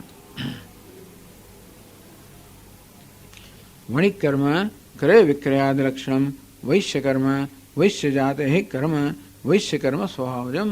તો વૈશ્યનો સ્વભાવ ધરાવનાર માટે આવી સૂઝ હોય જ એમનામાં, એમને તરત ખબર પડી જાય. વેપારને એવી સૂઝ હોય કે ગમે તે સ્થિતિમાં આમાં કેમ પૈસા મેળવવા, પૈસા કેમ ઉત્પન્ન કરવા, એમને કંઈ દરેક જુદું જે પ્રકાર હંમેશા સુથાનું બાળું જેમ હોય તે દરેકનું મન ક્યાંક ને ક્યાંક હોય. એટલે જો ખબર પડી જાય કે આજે અહીંયા આ ધંધો કરવા જેવો છે, અહીંયા આ લાવવા જેવું છે, અમેરિકામાં જાય ત્યાં પણ ગમે તે જગ્યાએ રણમાં અમુક હતા કશું શોધી કાઢે. કઈ રણમાં રહેનાર લોકોને શું જોઈએ, ક્યાંકથી લઈ આવે, ઉત્પન્ન કરે, લઈ આવે, વહેંચે. આ પ્રકારની સૂઝ ધરાવે છે એને વૈશ્ય માટે સ્વાભાવિક છે. અને છેલ્લે કહે છે પરિચર્યાત્મકમ શુશ્રૂષા સ્વભાવમ કર્મ શૂદ્રસ્યાપી સ્વભાવજમ. પરિચર્યા એટલે સેવા કરવી, શુશ્રૂષા એટલે સેવા. તો સેવા કરવી, અન્ય વર્ણોની સેવા કરવી એટલે બધાએ વર્ણોનું કામ કરતા હોય છે. દરેક વર્ણ બીજા વર્ણોનું કામ કરતું હોય છે. બ્રાહ્મણ શાસ્ત્રનું અધ્યયન કરે, અધ્યાપન કરે, યજ્ઞ યાગાદિ કરે, યજન કરે, યાજન કરે, દાન અને પછી દક્ષિણા અને દાન અને અધ્યયન અધ્યાપન બધું બ્રાહ્મણ કરે. તો એ રીતે સમાજની ધર્મની જ્ઞાનની જરૂરિયાત છે બ્રાહ્મણ પૂરી કરે અને માર્ગદર્શન આપવાનું. ક્ષત્રિય રક્ષણ કરે અને શાસન કરે. વૈશ્ય બધાને વસ્તુ પૂરી પાડે અને શૂદ્ર બધાની સેવા કરે. આમ દરેક આવી રીતે દરેકનું કામ વહેંચી લેવામાં આવ્યું. શુશ્રૂષા સ્વભાવમ કર્મ શૂદ્રસ્યાપી સ્વભાવ. આમ સમાજના બીજા બધા સભ્યોની સેવા કરવી એ વૈશ્ય શૂદ્ર માટે સ્વાભાવિક છે. ભલે આવતા ક્લાસમાં આગળ ચર્ચા કરશું. ઓમ પૂર્ણમદ પૂર્ણમિદમ પૂર્ણાત પૂર્ણમુદચ્યતે પૂર્ણસ્ય પૂર્ણમાદાય પૂર્ણમેવાવશિષ્યતે. विशिष्यते। ओम शांति शांति शांति।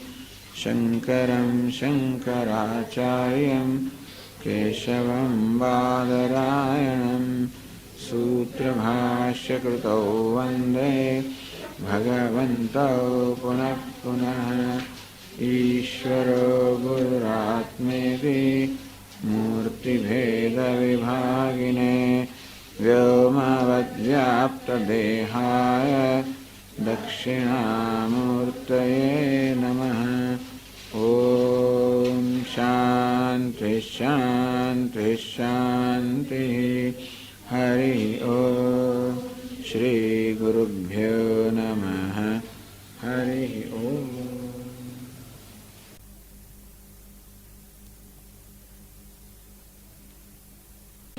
ओम नारायणः परो व्यक्तात्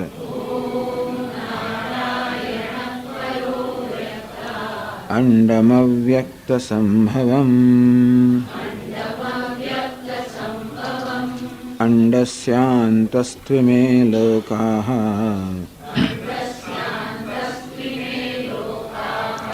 सप्तद्वीपा च मेदिनी।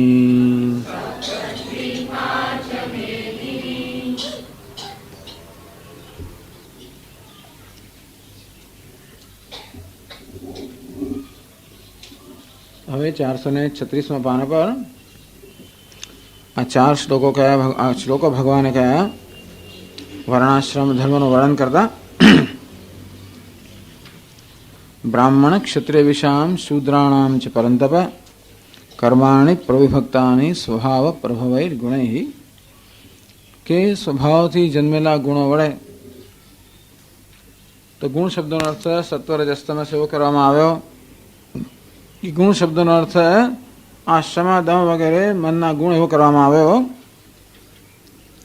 તો આ પ્રકારે જે પ્રકારે મનુષ્યનું બંધારણ હોય છે મનનું એ પૂર્વના કર્મથી નક્કી થયું હોય એ પ્રમાણે મનુષ્યના સ્વભાવ પ્રમાણે પાત્રતા પ્રમાણે આવડત પ્રમાણે યોગ્યતા પ્રમાણે બધા કર્મનું વિભાજન થયેલું છે। અર્થાત બધાને કર્તવ્ય કર્મ વહેંચી આપવામાં આવેલા છે। પછીના શ્લોકમાં ભગવાને એમના સ્વભાવનું વર્ણન કર્યું કે બ્રાહ્મણનો સ્વભાવ કેવો હોય। શમઃ દમઃ તપઃ શૌચમ આ બધું સ્વાભાવિક છે। જ્યાં સત્વની પ્રધાનતા હોય તો મનની શાંતિ ઇન્દ્રિય પરનું પણ કાબુ અને આંતરિક શુદ્ધિ તપશ્ચર્યા આ બધું સ્વાભાવિક છે। જ્યાં ક્ષત્રિય સ્વભાવ હોય રજોગુણનું પ્રાધાન્ય હોય પછી સત્વગુણ હોય ત્યાં શૌર્યમ તેજો ધૃતિ દાક્ષ્યમ શૌર્ય હોય તેજસ્વીતા હોય ધૈર્ય હોય દક્ષતા હોય। કૃષિ ગૌરક્ષ વાણિજ્યમ વૈષ્ણવ સ્વભાવ અર્થાત જ્યાં રજોગુણની પ્રધાનતા પછી તમોગુણ હોય ત્યાં ખેતીવાડી છે વેપાર પછી પશુપાલન આ બધું એમને માટે સ્વાભાવિક છે। અર્થાત આ કરવામાં ફાવટ હોય આ કરવાની રુચિ હોય યોગ્યતા હોય ફાવટ હોય ગમે અને પરિચર્યાત્મકમ કર્મ શૂદ્રસ્યાપી સ્વભાવજમ જ્યારે જેના તમોગુણની પ્રધાનતા છે એવા મનુષ્ય મળે પરિચર્યાત્મકમ બીજા બધાની સેવા કરવી। આમ સમાજમાં હોય કોઈ પણ એકમ હોય ઘર હોય કે સમાજ હોય કોઈ પણ વ્યવસ્થા હોય એમાં આ 4 પ્રકારના કર્મની જરૂર પડતી હોય છે। ત્યાં કોઈ ચિંતન કરનારું જોઈએ ત્યાં કોઈક નેતૃત્વ કરનારું જોઈએ ત્યાં કોઈ હિસાબ કિતાબ કરનારું જોઈએ ત્યાં કોઈ કામ કરનારું જોઈએ। આમ દરેક વ્યવસ્થામાં આ 4 જોઈતા હોય છે। આ વખતે કહ્યું તે પ્રમાણે આપણા અંગની દેહની અંદર પણ આ 4 પ્રકારની વ્યવસ્થા છે।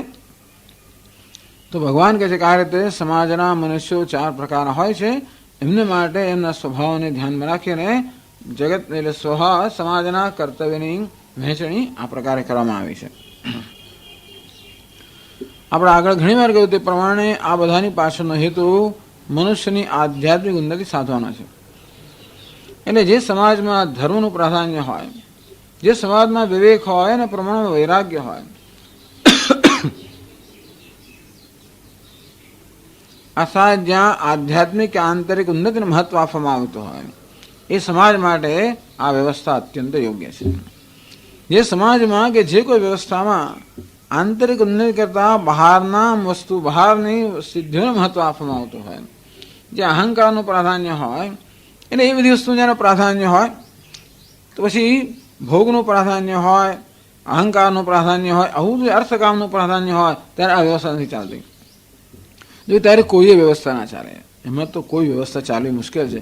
પછી તો તમે બરાબર જોર કરીને મારી મછલીને ચલાવો એટલે લોકો પછી જાત જાતના એમને લાલચો આપે, એમ કરીને વ્યવસ્થા કામ કરાવડાવે. ટૂંકમાં પછી વધારે બુદ્ધિશાળી માણસો માણસના સ્વભાવનો પણ લાભ લે.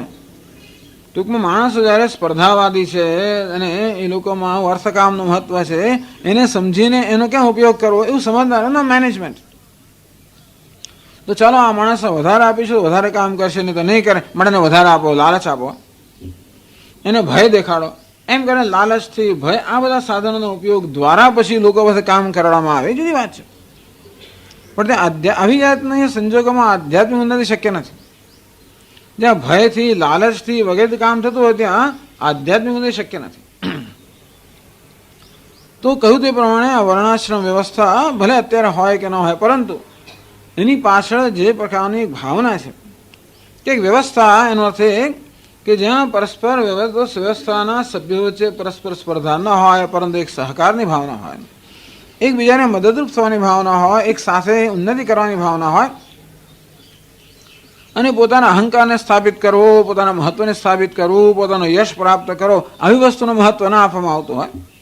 અર્થાત આ બધી વસ્તુ આવે તો સારું છે, એનો આનંદ લેવાનો હોય, અને ન આવે તો જેને એની ચિંતા નથી. આ પ્રકારની ભાવના જે છે એ એક આદર્શ વ્યવસ્થા છે. તો કલ્પના કરો કે ટૂંકમાં આપણે અત્યારે આદર્શ વ્યવસ્થા નથી, છતાં પણ જે મનુષ્યનું જે આધ્યાત્મિક ઉન્નતિનું છે એણે આ પ્રકારની વ્યવસ્થા સ્વીકારવી જોઈએ.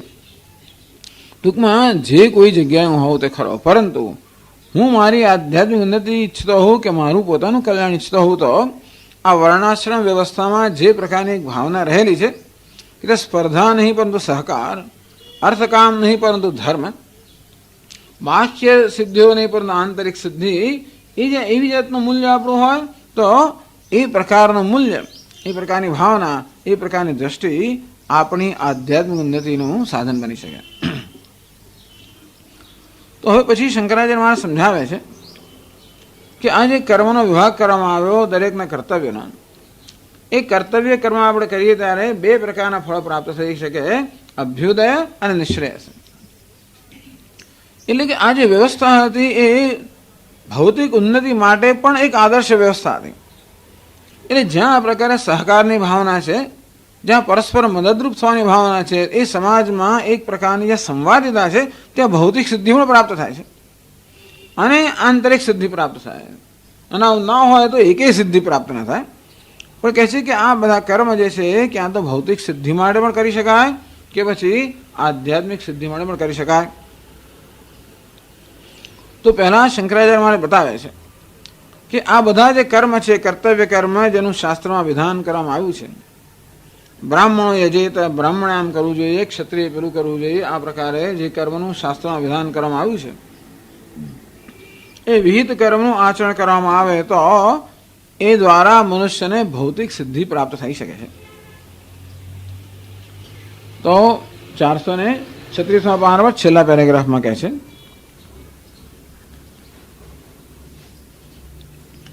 એતેષાં જાતિભીતાનાં કર્મણાં સમ્યક અનુષ્ઠિતાનાં સ્વર્ગપ્રાપ્તિ ફલમ સ્વભાવતઃ વર્ણાઃ આશ્રમાશ્ચ સ્વકર્મનિષ્ઠાઃ પ્રેત્ય કર્મફલમ અનુભૂય તતશેષેણ વિશિષ્ટદેશજાતિકુલ ધર્માશ્રિતવૃત્તિ વિત્તસુખમેધસઃ જન્મ પ્રતિપદ્યન્તે ઇત્યાદિ સ્મૃતિભ્યઃ પુરાણે ચ વર્ણિનાં આશ્રમિણાં ચ લોકફલભેદ વિશેષ સ્મરણાદ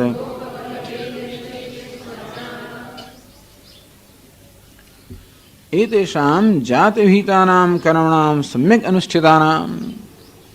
એ દેશામ આ જાતિ વિહિતાનામ કર્મણામ, જે જાતિ બ્રાહ્મણ ક્ષત્રિય વૈશ્ય શૂદ્ર આમ જાતિનો અર્થ જન્મ થાય, પણ એ જાતિનો અર્થ આપણે વર્ણ કરવો જોઈએ, અર્થાત સ્વભાવ, જે સ્વભાવ છે. જાત વિહિતાનામ પ્રત્યેક જાતિને કે પ્રત્યેક સ્વભાવને અનુરૂપ શાસ્ત્રમાં જે કર્મનું વિધાન કરવામાં આવ્યું છે, એટલે બ્રાહ્મણના જીવનમાં યજ્ઞ યાગાદિ હોય, યજન અને યાજનમ હોય, અધ્યયન અધ્યાપન હોય, યજન યાજન હોય, દાન ને પ્રતિગ્રહ હોય, આ પ્રકારે બ્રાહ્મણનું હોય. જ્યારે ક્ષત્રિય વગેરે એ લોકો અધ્યયન કરી શકે, યજ્ઞ કરી શકે, દાન કરી શકે, પણ એ લોકો અધ્યાપન ના કરાવે, અધ્યાપન ના કરી શકે. કોઈને ભણાવવું શાસ્ત્ર કે પછી યજમાન વૃત્તિ કરવી કે દાન સ્વીકારવું, એવું એમનાથી ના થાય. એમના બીજા ધર્મ છે. તો આ પ્રકારે દરેકના સ્વભાવ પ્રમાણે શાસ્ત્રમાં આ ધર્મનું વિધાન કરવામાં આવેલું છે.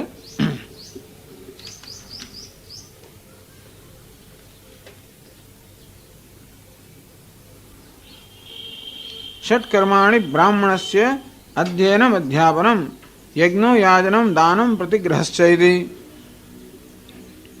તો વશિષ્ઠ સ્મૃતિમાં કહેવામાં આવ્યું છે કે બ્રાહ્મણના 6 કર્મ છે.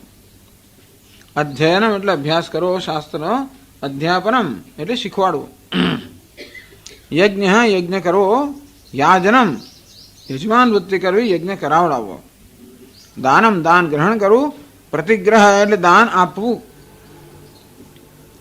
ત્રીણી રાજની અધ્યયનમ યજ્ઞો દાનમ ચ શસ્ત્રેણ પ્રજાપાલનમ સ્વધર્મ તેન જીવેત. ક્ષત્રિય છે એને સ્વ અધ્યયનમ, એ પણ શાસ્ત્રનું અધ્યયન કરે, અધ્યાપન ના કરે. પહેલાને 6 કરવાનું અને 3 કરવાનું. યજ્ઞ કરે પણ યાજનમ, કોઈને યજ્ઞ કરાવડાવે એવું નહીં. દાન આપે પરંતુ દાન ગ્રહણ કરે એવું નહીં.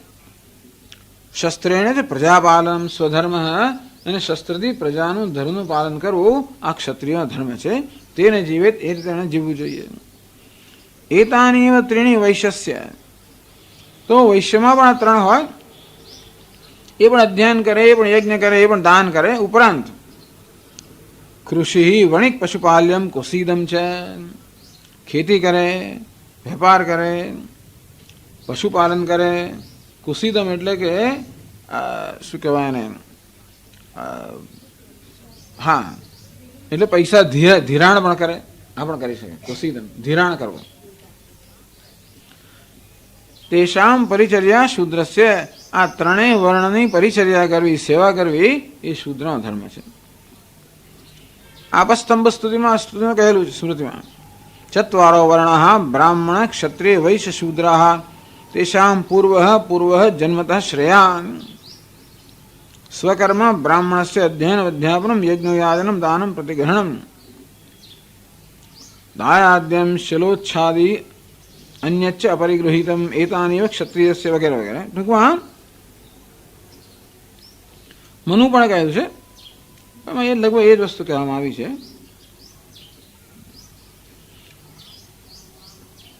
પ્રજાનામ રક્ષણમ દાનમ ઇજ્જાધ્યાયનમેવ છે. ક્ષત્રિયમાં પ્રજાનું રક્ષણ કરવું, દાન કરવું, યજ્ઞ કરવો, અધ્યયન કરવું. વિશેષવ પ્રસક્તિશ્ચ, વિષયમાં સંગ ન હોવો, આ ક્ષત્રિયનો ધર્મ છે. પશુનામ રક્ષણમ દાનમ ઇજ્જાધ્યાયનમેવ છે. વૈષ્ણવ ધર્મ પશુનું રક્ષણ કરવું, દાન કરવું, યજ્ઞ કરવો, અધ્યયન કરવું. વણિક પથમ કુસીદમ છે, એટલે વેપાર કરવો અને વ્યાજે પૈસા આપવા વગેરે, ધીરવા.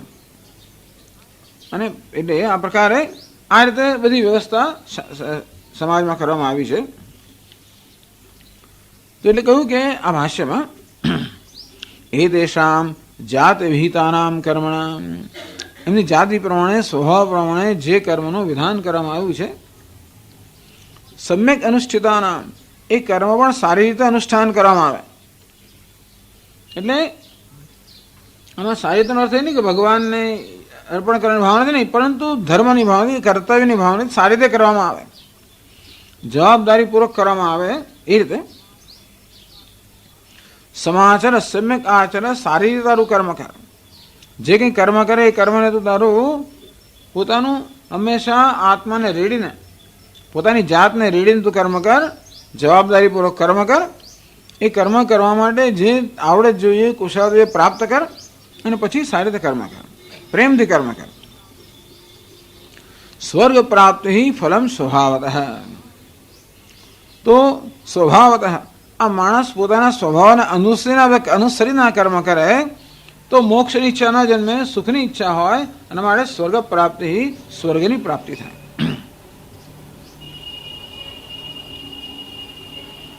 શા પરથી કહો છો કે આ રીતે તો બધાને સ્વર્ગ મળે? બ્રાહ્મણને, ક્ષત્રિયને, વૈશ્યને, શૂદ્રને બધાને સ્વર્ગ પ્રાપ્તિ થાય. કેવી રીતે પ્રાપ્તિ થાય? માત્ર પોતાને એટલે જો સુખ પણ જોઈતું હોય, અભ્યુદય અર્થાત ભૌતિક સુખ જોઈતું હોય તો પણ માત્ર પોતાને વિધાન કરવામાં આવેલા કર્મ એટલે કે પોતાના સ્વભાવના અનુરૂપ કર્મ પણ જો સારી રીતે આચરવામાં આવે તો એ પુણ્ય ઉત્પન્ન કરે અને સ્વર્ગની પ્રાપ્તિ કરાવે. એને માટે પ્રમાણ કહ્યું વર્ણાહ આશ્રમાશ્ચ સ્વકર્મનિષ્ઠા.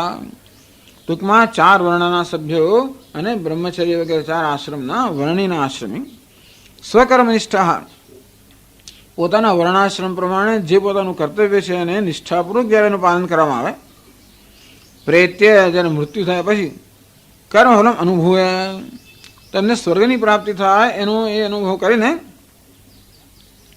તતઃ શેષેણ ત્યાર પછી જે કર્મ બાકી રહ્યું વિશિષ્ટ દેશ જાતિ કુલ ધર્માયુ શ્રુત વૃત્તિ સુખમે તથા જન્મ પ્રતિપદ્યંતે. પછી જે બાકી જે કર્મ રહ્યું એના માટે વિશિષ્ટ જન્મ પ્રાપ્ત થાય. કદાચ છે ને આ જન્મ માણસ શુદ્ર હોય, હવે એવું છે નહીં કે આપણે માટે આ એક જીવન જે છે એટલે કે એક આયુષ્ય કે એક જીવન એ આપણા માટે બહુ મોટી વસ્તુ નથી ભારતની અંદર. એટલા જ માટે કે ચાલો આ જન્મમાં મને આવું એ આ જન્મ મને હું શૂદ્ર બનું, કંઈ વાંધો નહીં, પરંતુ પછીના જન્મ બ્રાહ્મણ બની શકું છું. અત્યારે ભલે પૃથ્વી પર મને આવું મળ્યું તો મને સ્વર્ગ મળી શકે છે. આવું હોવાને કારણે બહુ એમાં એટલી બધી ઝાઝી બહુ ચિંતા નહોતી અથવા તો એટલો બધો વિરોધ પણ નહોતો. ચાલો એક જન્મથી કે પતિ નથી જવાનું. પશ્ચિમના દેશોમાં આ જ જન્મ છે, આ સિવાય બધું કોઈ પહેલાંય કશું નહોતું ને પછી કશું નથી. એમને માટે એક જન્મ એટલો મહત્વનો બની જાય કે બસ મારો અધિકાર, મારું આમ, મારું છેલ્લું એવું મોટું થઈ જાય. હવે કશો વાંધો નહીં, ચાલો આ જન્મ આવતામાં જોઈ લઈશું. અર્થાત અત્યારે જે માણસ શૂદ્ર છે પણ જો પોતાના કર્તવ્યનું યથાર્થ પાલન કરે તો એને પછી બ્રાહ્મણ રૂપે જન્મ મળે, એને સ્વર્ગ પ્રાપ્ત થાય. અને વિશિષ્ટ દેશ, કોઈ વિશિષ્ટ એટલે વિશેષ, કોઈ સારો દેશ, સારું સ્થળ, વિશિષ્ટ જાતિ, વિશિષ્ટ કુળ, વિશિષ્ટ ધર્મ, વિશિષ્ટ આયુષ્ય, દીર્ઘ આયુષ્ય, વિશિષ્ટ શ્રુત એટલે કે કેળવણી, વિશિષ્ટ વૃત્ત એટલે કે આચરણ, વિશિષ્ટ વિત્ત એટલે કે સંપત્તિ, વિશિષ્ટ સુખ એટલે કે વિષયનું સુખ, વિશિષ્ટ મેધસ એટલે કે બુદ્ધિ.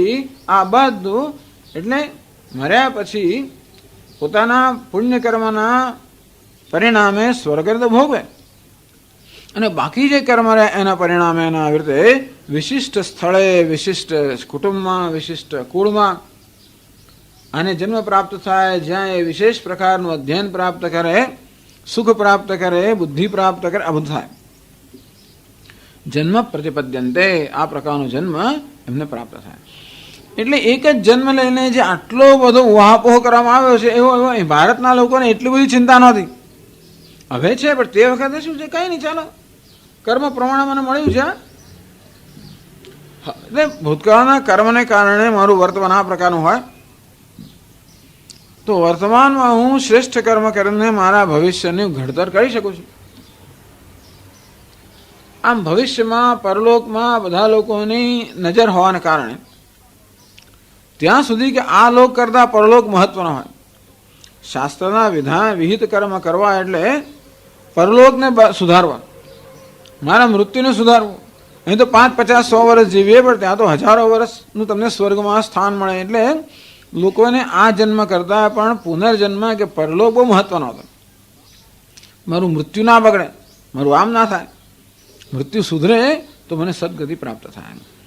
અને તેથી જે કોઈ સ્થળે આપણને જે કોઈ જાતિમાં જન્મ પ્રાપ્ત થયો હોય ત્યાં આપણને જે વિહિત કર્મ હોય એનું યોગ્ય અનુષ્ઠાન કરવામાં આવે તો એનું આ પ્રકારનું ફળ છે. પુરાણે ચ વર્ણિનામ આશ્રમણામ ચ લોકફલભેદ વિશેષ સ્મરણાદ. પુરાણોમાં પણ ઘણું વર્ણન કરવામાં આવ્યું છે કે પોતાના વર્ણના આશ્રમની વ્યવસ્થાને અનુરૂપ જ્યારે કર્મ કરવામાં આવે ત્યારે લોકફલભેદ, તો જુદા પ્રકારના લોક પ્રાપ્ત થાય, જુદા પ્રકારનું ફળ પ્રાપ્ત થાય. એટલે કેવું કર્મ કર્યું છે, બધી કયા પ્રકારનું લોક પ્રાપ્ત થાય, આ બધું પુરાણમાં પણ વર્ણન કરવામાં આવ્યું છે. તો યથા આમ્રે ફલાર્થે નિમિત્તે છાયાગંધૌ અનુત્પદ્યતે એવં ધર્મં ચરિમાણમ અર્થાઃ અનુત્પદ્યંતે ન ધર્મહાનિર્ભવતી. એ કહે છે અહીંયા કે જેવી રીતે આપણે આંબાનો છોડ રોપીએ, આપણો હેતુ તો કેરીનું ફળ મેળવવાનો છે. યથા આમ્રે ફલાર્થે નિમિત્તે, આપણે આંબો તો વાવીએ આંબાના ફળ માટે, કેરીના ફળ માટે. છાયાગંધૌ અનુત્પદ્યતે અનુત્પદ્યતઃ, પરંતુ જોડે જોડે છાયા પણ મળે અને સુગંધ પણ મળે. ભલે આપણે ફળ જ જોયું તો પણ આ જેનો આડ પેદાશ પણ મળે. એવમ ધર્મમ ચર્યમાણમ, એ પ્રકારે જે લોકો પોતાના જીવનમાં ધર્મનું આચરણ કરે છે, અર્થાઃ અનુત્પદ્યંતે, તો અર્થ જે છે એની પાછળ પાછળ આવે. જેમ પેલી છાયા અને ગંધ ફળની પાછળ પાછળ આવે ને, તેવી રીતે ધર્મનું આચરણ કરનારને અર્થ અને કામ પાછળ પાછળ આવે. ન ધર્મ હાનિર્ભવતી, આ છાયાને સુગંધ પ્રાપ્ત થઈ એટલે કેરી ગુમાવવાની નથી હોતી આપણે. તેવી રીતે ધર્મનું આચરણ કર્યું એટલે અર્થકામ ગુમાવવા નથી આવતા, અર્થકામ પણ પાછળ પાછળ આવતા હોય. આ પ્રકારની સમજ છે. એટલા માટે ધર્મને મહત્વ આપવામાં આવ્યું. સુખી થવા માટે ધર્મ મહત્વનો છે અર્થ અને કામ કરતા. આ પ્રકારની આપણી સંસ્કૃતિ હોવાને કારણે જો આ સમજ સામાન્ય રીતે પ્રજાજનમાં હોય તો આ વ્યવસ્થામાં મુશ્કેલી ના નડે.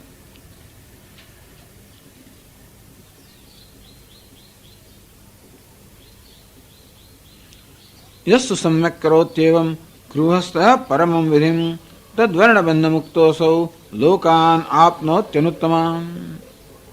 જે ગૃહસ્થ, યસ્તુ ગૃહસ્થ એવં સમ્યક કરોતિ પરમં વિધિમ, તો જે પ્રકારની વિધિ કહેવામાં આવી છે અનુસારિત અનુષ્ઠાન જે ગૃહસ્થ કરે છે, તદ્વર્ણબંધ મુક્ત, અને ત્યાર પછી પોતાના વર્ણના બંધનથી મુક્ત થાય. વૈશ્ય હોય એ પણ બંધન થયું ને, તો મૃત્યુ પછી પોતાના વર્ણના બંધનથી મુક્ત થાય. એટલે આ જન્મની અંદર જ્યારે ધર્મનું યોગ્ય અનુષ્ઠાન કરવામાં આવે ત્યારે આ મનુષ્ય વર્ણના એટલે કે શૂદ્ર હોય, વૈશ્ય હોય, ક્ષત્રિય હોય, જે કોઈ વર્ણ હોય એના બંધન મુક્ત થાય. જય લોકામ છે શાશ્વતાન, અને શાશ્વત લોકોની પ્રાપ્તિ, લોકની એટલે શાશ્વત સ્વર્ગ લોકોની પ્રાપ્તિ કરે.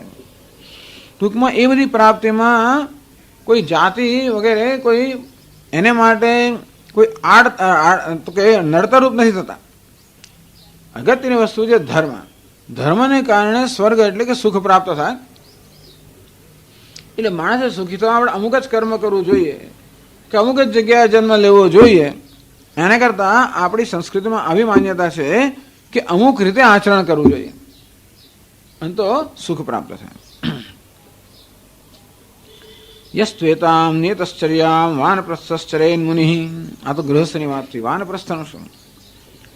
યસ્ત્વેતામ ચર્યામ મુનિ નિયત આચરેત, જે વાનપ્રસ્થ પણ એને કહેવામાં આવ્યું છે એ પ્રકારના નિયમોનું આચરણ કરે. સ દહત અગ્નિવત દોષાન જય લોકાંશ શાશ્વત, અગ્નિવત દોષાન જય લોકાંશ શાશ્વતાન. એ વાનપ્રસ્થ પણ જે કે પોતાના દોષો હોય એ અગ્નિ જેવી રીતે કાષ્ઠને બાળે તેવી રીતે આ ધર્મના આચરણને કારણે વાનપ્રસ્થ પણ પોતાના બધા દોષોને બાળી નાખે. એટલે આ ધર્મનું આચરણ અગ્નિ સમાન થયું. અગ્નિ જેમ કાષ્ઠ વગેરે બાળી નાખે તેવી રીતે આ ધર્મનું આચરણ જે કે દોષ હોય દોષને બાળે, પ્રજ્વલિત કરે, બાળી નાખે. લોકાંશ શાશ્વતાન જયેત, અને શાશ્વત લોકને પ્રાપ્ત થાય. તો પેલાનું શું સંન્યાસ? મોક્ષાશ્રમો યશ્ચરતે યથોક્તમ શુચિ સુસંકલ્પિત બુદ્ધિયુક્ત અનિબંધન જ્યોતિરેવ પ્રશાંતમ સ બ્રહ્મલોકમ શ્રયતે દ્વિજાદહિતિ ચ. મોક્ષાશ્રમો યશ્ચરતે યથોક્તમ, મોક્ષાશ્રમ એટલે સંન્યાસાશ્રમ. યથોક્તમ ચરતે એ સંન્યાસી વાળા ગૃહસ્થની વાત કરી. વાનપ્રસ્થની વાત કરી, સંન્યાસની વાત કરે છે. યથોક્તમ શુચિ, શુચિ એટલે સ્વચ્છ રહીને એને જે ધર્મનું આચરણ કરવાનું કહ્યું છે એનું આચરણ કરે. સુસંકલ્પિત બુદ્ધિયુક્ત, મનમાં યોગ્ય સંકલ્પથી બુદ્ધિયુક્ત થઈને જ્યારે પોતાના ધર્મનું યથાયોગ્ય આચરણ કરે. અનિબંધન જ્યોતિ પ્રશાંતમ સ બ્રહ્મલોકમ શ્રેયતે. અનિંધન જ્યોતિરેવ, તો અગ્નિમાં જે રીતે પેલું ઈંધન બળી જાય, બળતણ બળી જાય અને કેવો પેલો અગ્નિ રહી જાય, જ્વાળા વગરનો અગ્નિ એટલે વિક્ષેપ વગરનો પણ તેજસ્વી અગ્નિ જેમ રહી જાય તેવી રીતે પ્રશાંતમ સ બ્રહ્મલોકમ શ્રેયતે. સહ એ બ્રાહ્મણ એટલે એ સંન્યાસી પ્રશાંત બ્રહ્મલોકને પ્રાપ્ત કરે છે. કહ્યું કે ગૃહસ્થ હોય, વાનપ્રસ્થ હોય કે સંન્યાસી હોય, પોતપોતાના ધર્મનું આચરણ કરવાને કારણે ઉત્તમ લોકને પ્રાપ્ત કરે છે. એટલે મહત્વની વસ્તુ ઉત્તમ લોકને પ્રાપ્ત કરવા માટે કઈ જાતિનો હું છે મહત્વનો નથી, પરંતુ મારા ધર્મનું અનુષ્ઠાન કઈ રીતે કરું છું એ મહત્વનું છે. સર્વે એતે પુણ્યલોકા ભવંતિ ઇતિ શ્રુતિ હે. આ બધા જ પુણ્યલોક છે, અર્થાત પુણ્ય કર્મને કારણે જે પ્રાપ્ત થાય એ લોક પ્રાપ્ત કરનારા છે. એટલે શંકરાચાર્ય મહારાજે કહ્યું કે આ રીતે આ 3 શ્લોકોની અંદર બ્રાહ્મણ, ક્ષત્રિય, વૈશ્ય, શૂદ્ર અને વળી બ્રહ્મચર્ય, ગૃહસ્થ વગેરે વર્ણાશ્રમને જે પ્રકારના ધર્મનું વિધાન કરવામાં આવ્યું એ ધર્મ કે કર્તવ્યનું યોગ્ય આચરણ કરવાથી કોઈ પણ જાતિનો કોઈ પણ આશ્રમનો મનુષ્ય હોય એ ઉત્તમ લોકને, સ્વર્ગ અને અભ્યુદયને પ્રાપ્ત કરે છે.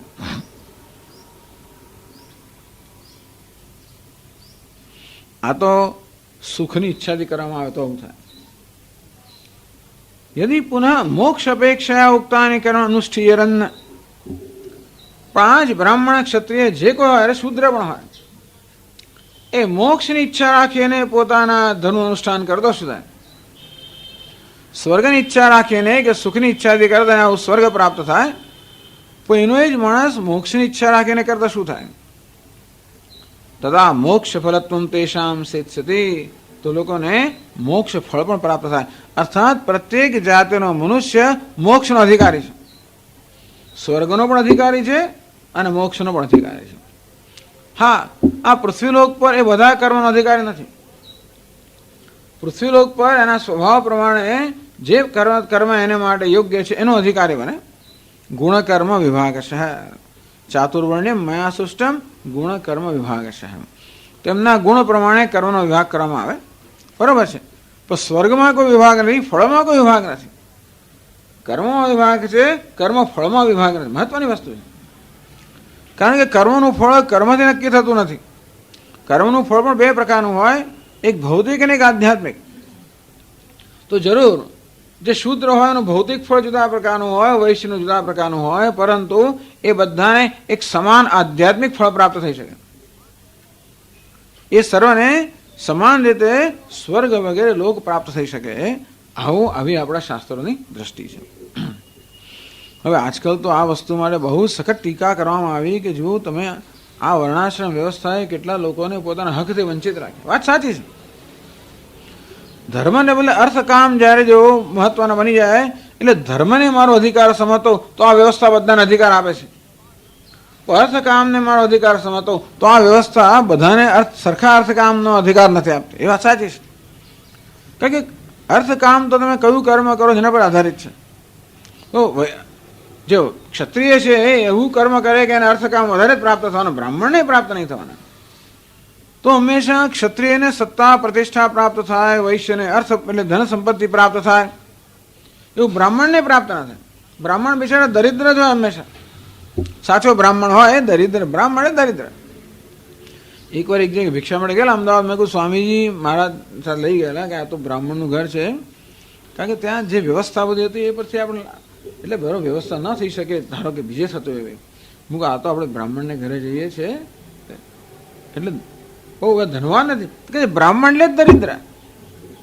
બ્રાહ્મણ દરિદ્ર એક સાથે જ હોય, તો એથી વધારે અપેક્ષા રાખવાની હોય નહીં. પણ કહેવાનો ભાવ થાય છે કે હા, અર્થ અને કામના સંદર્ભમાં જોવા જઈએ તો બધાનો સરખો અધિકાર નથી.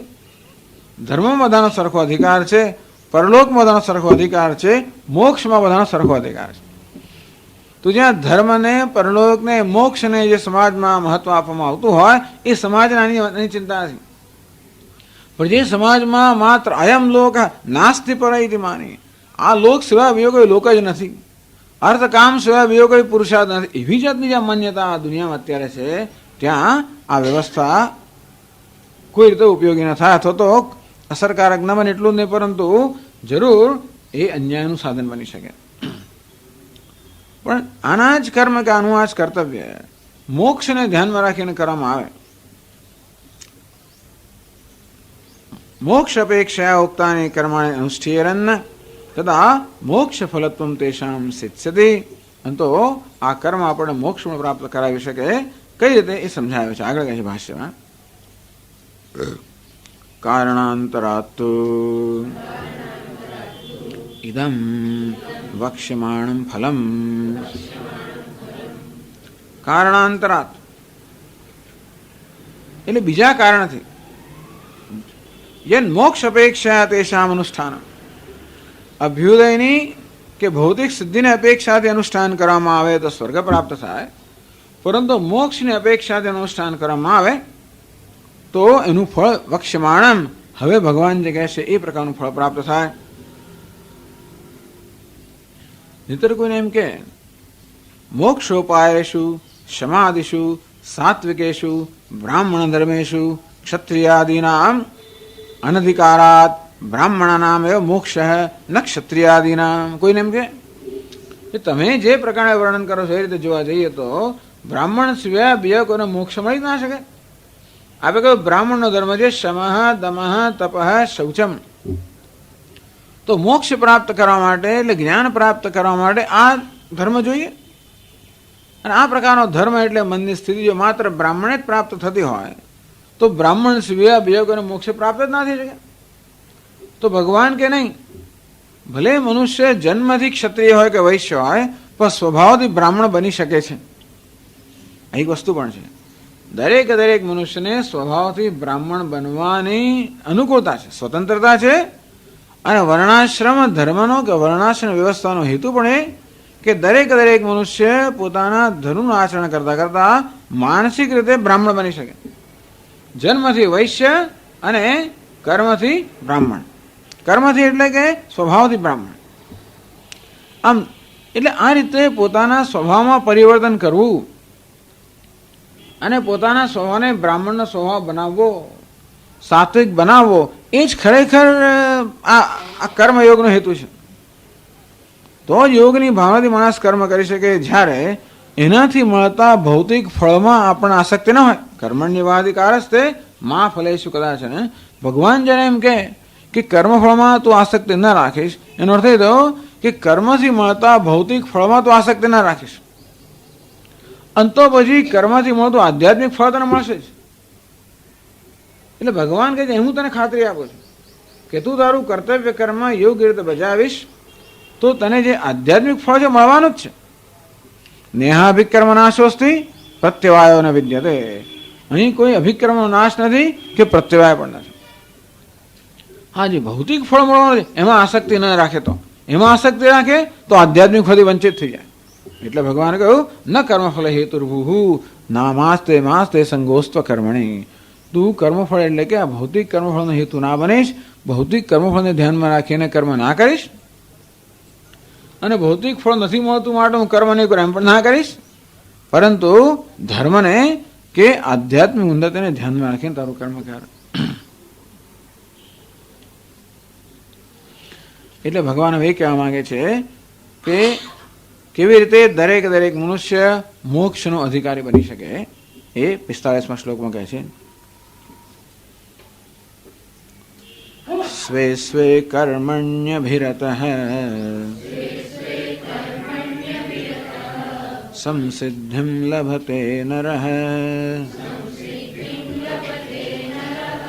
સ્વકર્મ નિરતઃ સિદ્ધિમ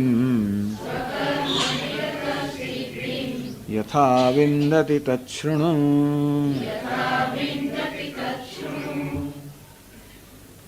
સ્વે સ્વે કર્મણિ અભિરતઃ. પોતપોતાને માટે નિયુક્ત થયેલા કર્મમાં કર્તવ્યમાં અભિરત એટલે કે એમાં રત પ્રેમથી એનું અનુષ્ઠાન કરનાર. નરઃ સમસિદ્ધિમ લભતે. આવો મનુષ્ય સમસિદ્ધિ સમ્યક સિદ્ધિ પ્રાપ્ત કરે છે. સિદ્ધિ પણ નહીં પણ સમસિદ્ધિમ, એ સિદ્ધિ આગળ વળી પાછું એક વિશેષણ લગાવે, સમ્યક સારી સિદ્ધિ પ્રાપ્ત કરે છે. કેવી રીતે ભગવાન? સ્વકર્મ નિરત સિદ્ધિમ યથા વિંદતી તત્શુણુ. અર્જુન થાય કે હું ક્ષત્રિય પણ સિદ્ધિ પ્રાપ્ત કરે, તો કે હા. કેવી રીતે?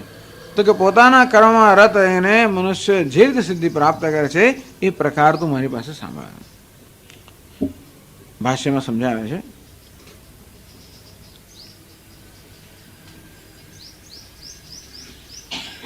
સ્વે સ્વે યથોક્ત લક્ષણ ભેદે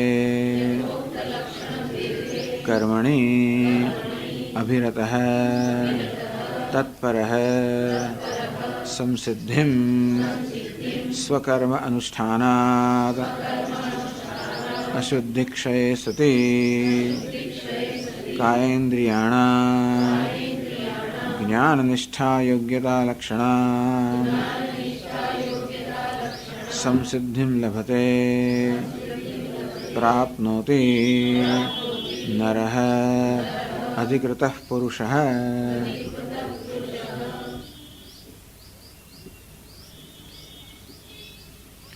સ્વે સ્વે પોતપોતાના એટલે શું? યથોક્ત લક્ષણ ભેદે.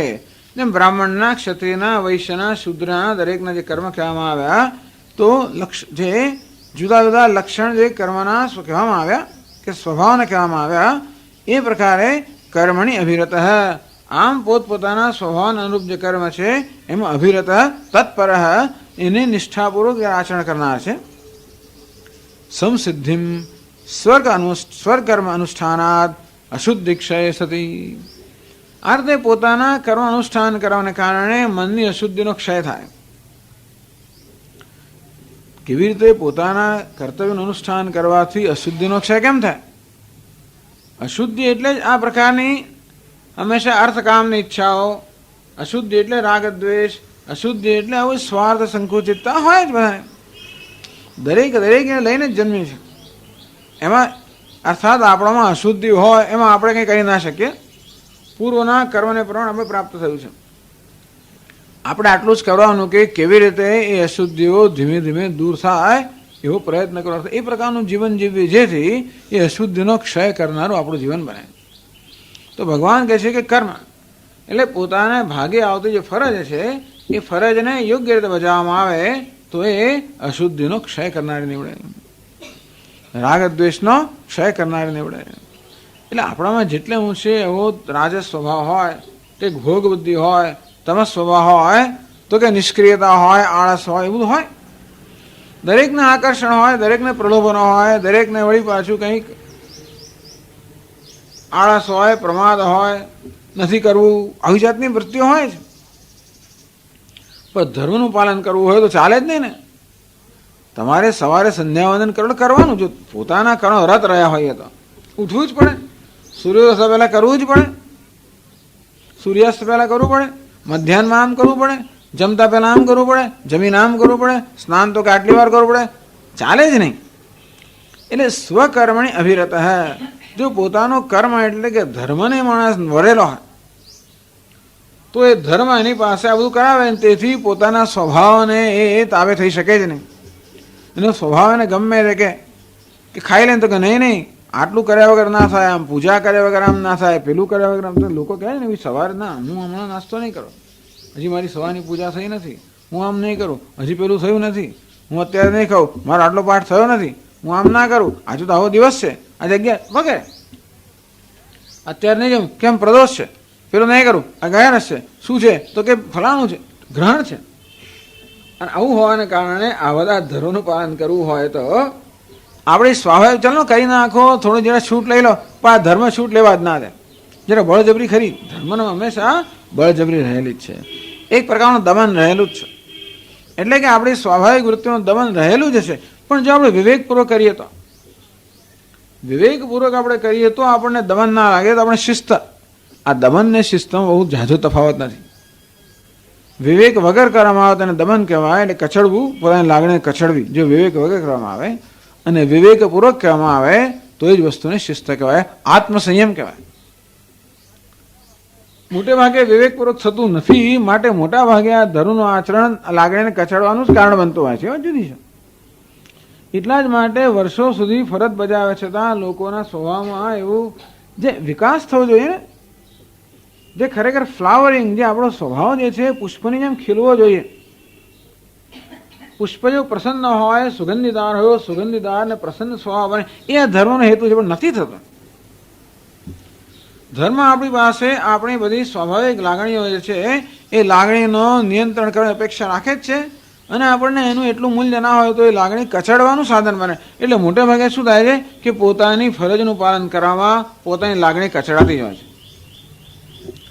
એટલે મોટે ભાગે 60 બુદ્ધિ નાઠી, 60 વર્ષ સુધી ધર્મનું પાલન કર્યા પછી માણસ એવો બળવો પકારે, એવો વિરોધ કરે, એવું મગજ થઈ ગયું